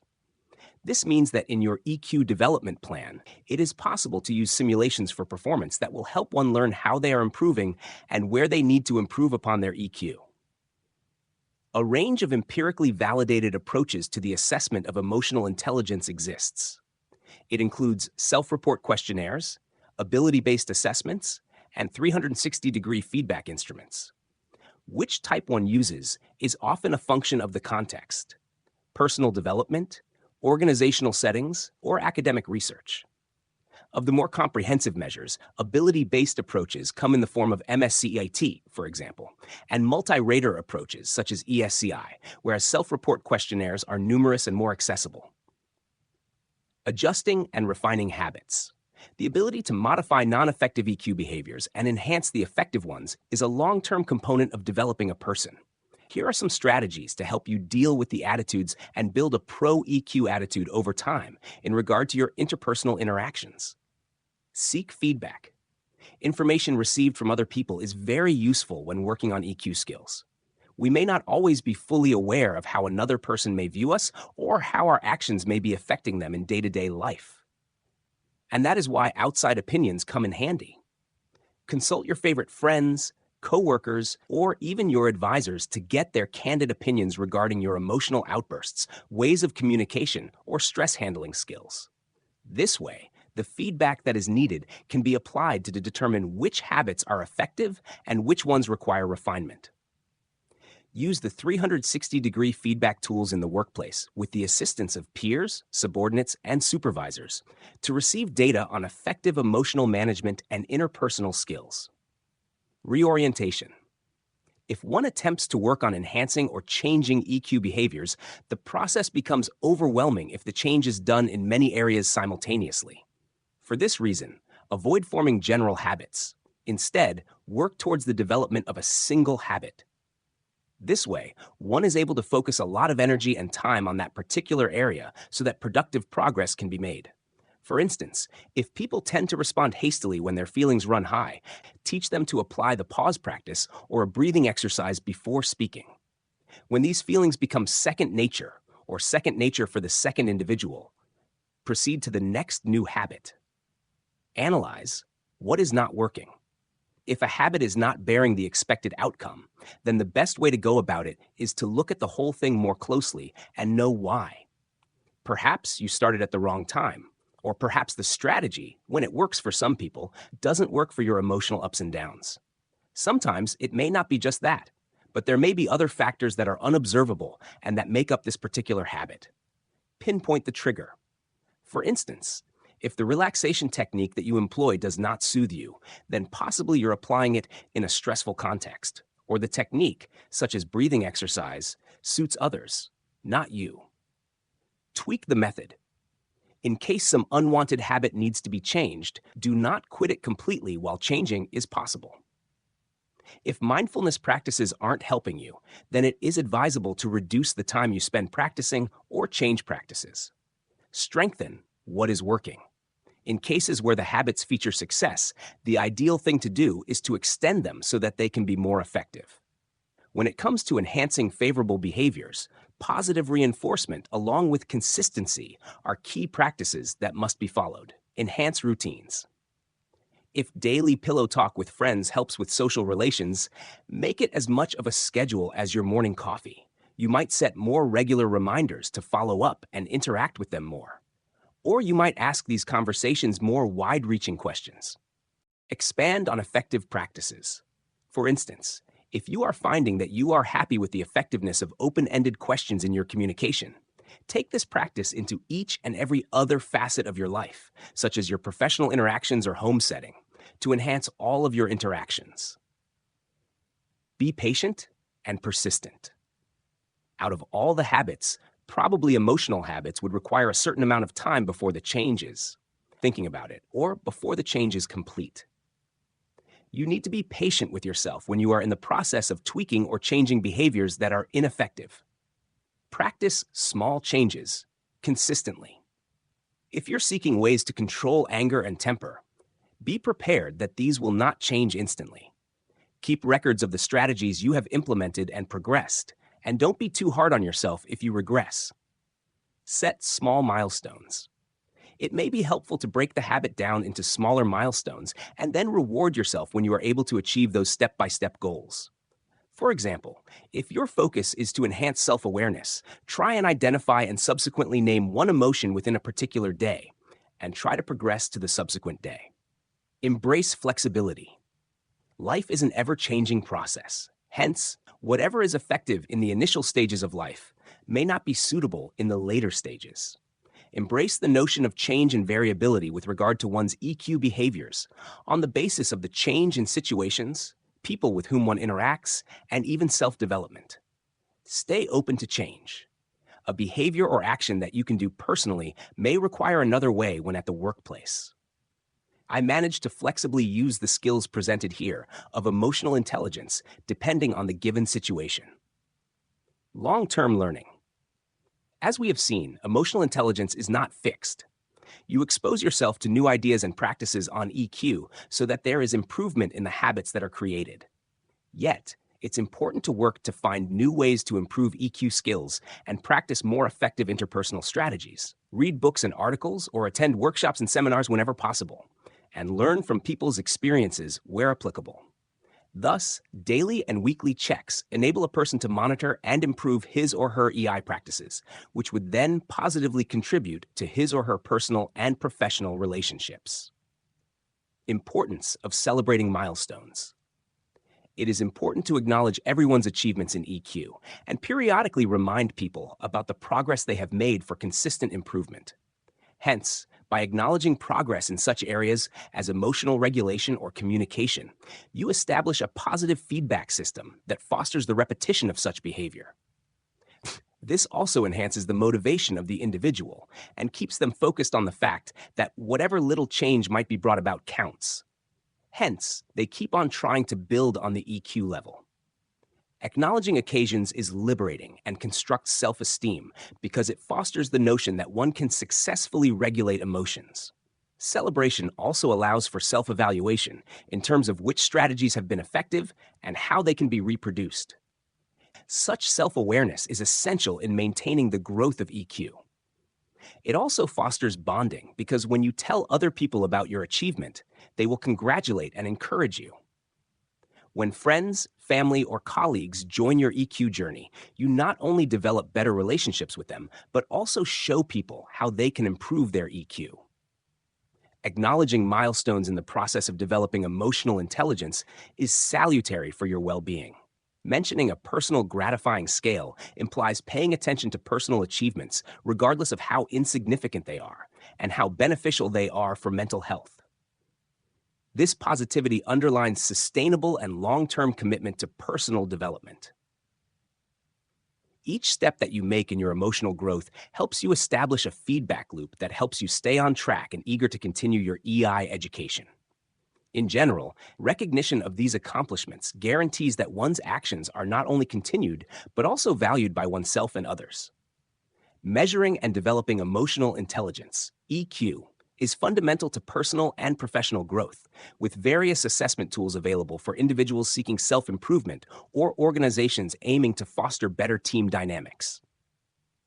The Schutt Self-Report Emotional Intelligence Scale, SSREI, Emotional Quotient Inventory, EQI, Trait Emotional Intelligence Questionnaire, TEI, Mayer-Salevi-Caruso Emotional Intelligence Test, MSCEIT, and Emotional and Social Competency Inventory, ESCI, each offer distinct advantages and methodologies for capturing different facets of EQ. Additionally, physiological and neurological measures offer insights into the body's responses to emotional stimuli. And performance-based simulations provide practical scenarios for EQ application and growth. Whatever the method, the key lies in regular assessment, constructive feedback, targeted development plans, and recognizing achievements. By doing so, individuals can refine their EQ behaviors, embrace flexibility, and pursue long-term learning to continue enhancing their ability to manage emotions, relate to others, and navigate the complexities of social interactions effectively. Conclusion: emotional intelligence is a way of recognizing, understanding, and choosing how we think, feel, and act. It shapes our interactions with others and our understanding of ourselves. It defines how and what we learn. It allows us to set priorities. It determines the majority of our daily actions. Research suggests it is responsible for as much as 80% of the success in our lives. Jay Friedman, a recap of key EQ habits. In this discussion, we have focused on EQ habits and how they promote self-awareness, self-regulation, social awareness, and interpersonal relationships. For self-awareness, the behaviors that need to be established are, for instance, the habit of reflection and the habit of tracking feelings. These practices assist people in identifying patterns of emotions and thus being in a position to understand and differentiate them. Thus, people are prepared to make rational decisions and control their emotions as well. Self-management refers to methods such as respiratory exercises and the pause practice. The habits serve to protect the high emotional intelligence number, enabling the individuals to remain calm instead of angry in the critical moments. Self-regulation enhances emotional regulation, or the ability to gain control or deal effectively with feelings in the economy and at the workplace. Some of them include the area of social awareness, including the ability to detect gestures and tone, being able to read and adhere to social cues, and ability to listen fully. It makes people able to decipher others' feelings and opinions better without conflict. and with more closeness. Observing other people and their behavior on a daily basis, as well as asking others for their opinion on their own behavior, also improves this skill, enabling one to gradually develop a better ability to evaluate nonverbal signs. Communication skills encompass aspects such as asking questions that do not have right or wrong answers, conflict-solving skills, and appreciation skills. These habits foster trust and cooperation to ensure that users are always communicating well with each other.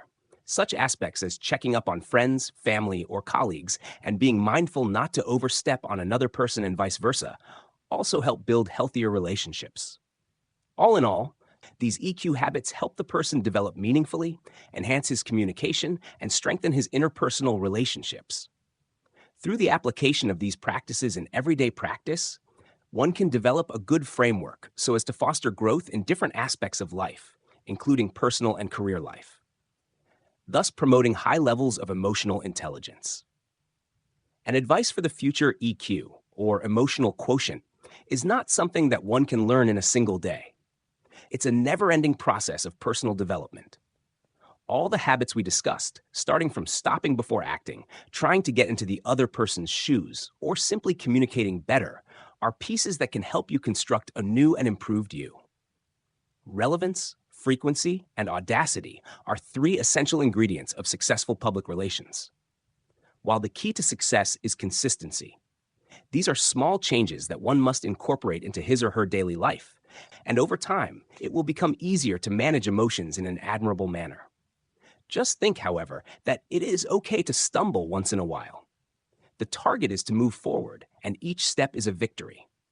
Keep going, be gentle with yourself, and remember that any advancement, however slight, is a victory. Your EQ will increase along with your capacity to build better relationships, handle stress, and lead with an understanding of and concern for others in all aspects of life. Final thoughts and best wishes. This means that when one has mastered all the suggested emotional intelligence habits, he or she is bound to the new realms of success and achievement. These skills are not just about conflict solving, emotion regulation, and interpersonal relationships, but they change the way all these are approached. As a result, when you spend time regularly patting them to develop and polish them, your relationships will be more fulfilling, and your personal self will become less stressed and happier. What stems from EQ is not only self-improvement, it will improve your business, relationships, leadership, teamwork, and the ways you deal with change.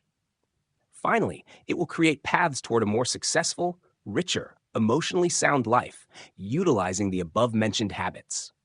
Be accountable for the process, and you will be rewarded not only in the area of mental fitness, but also in other areas of your life. Eric Jensen said, "There is no separation of mind and emotions. Emotions, thinking, and learning are all linked." The end.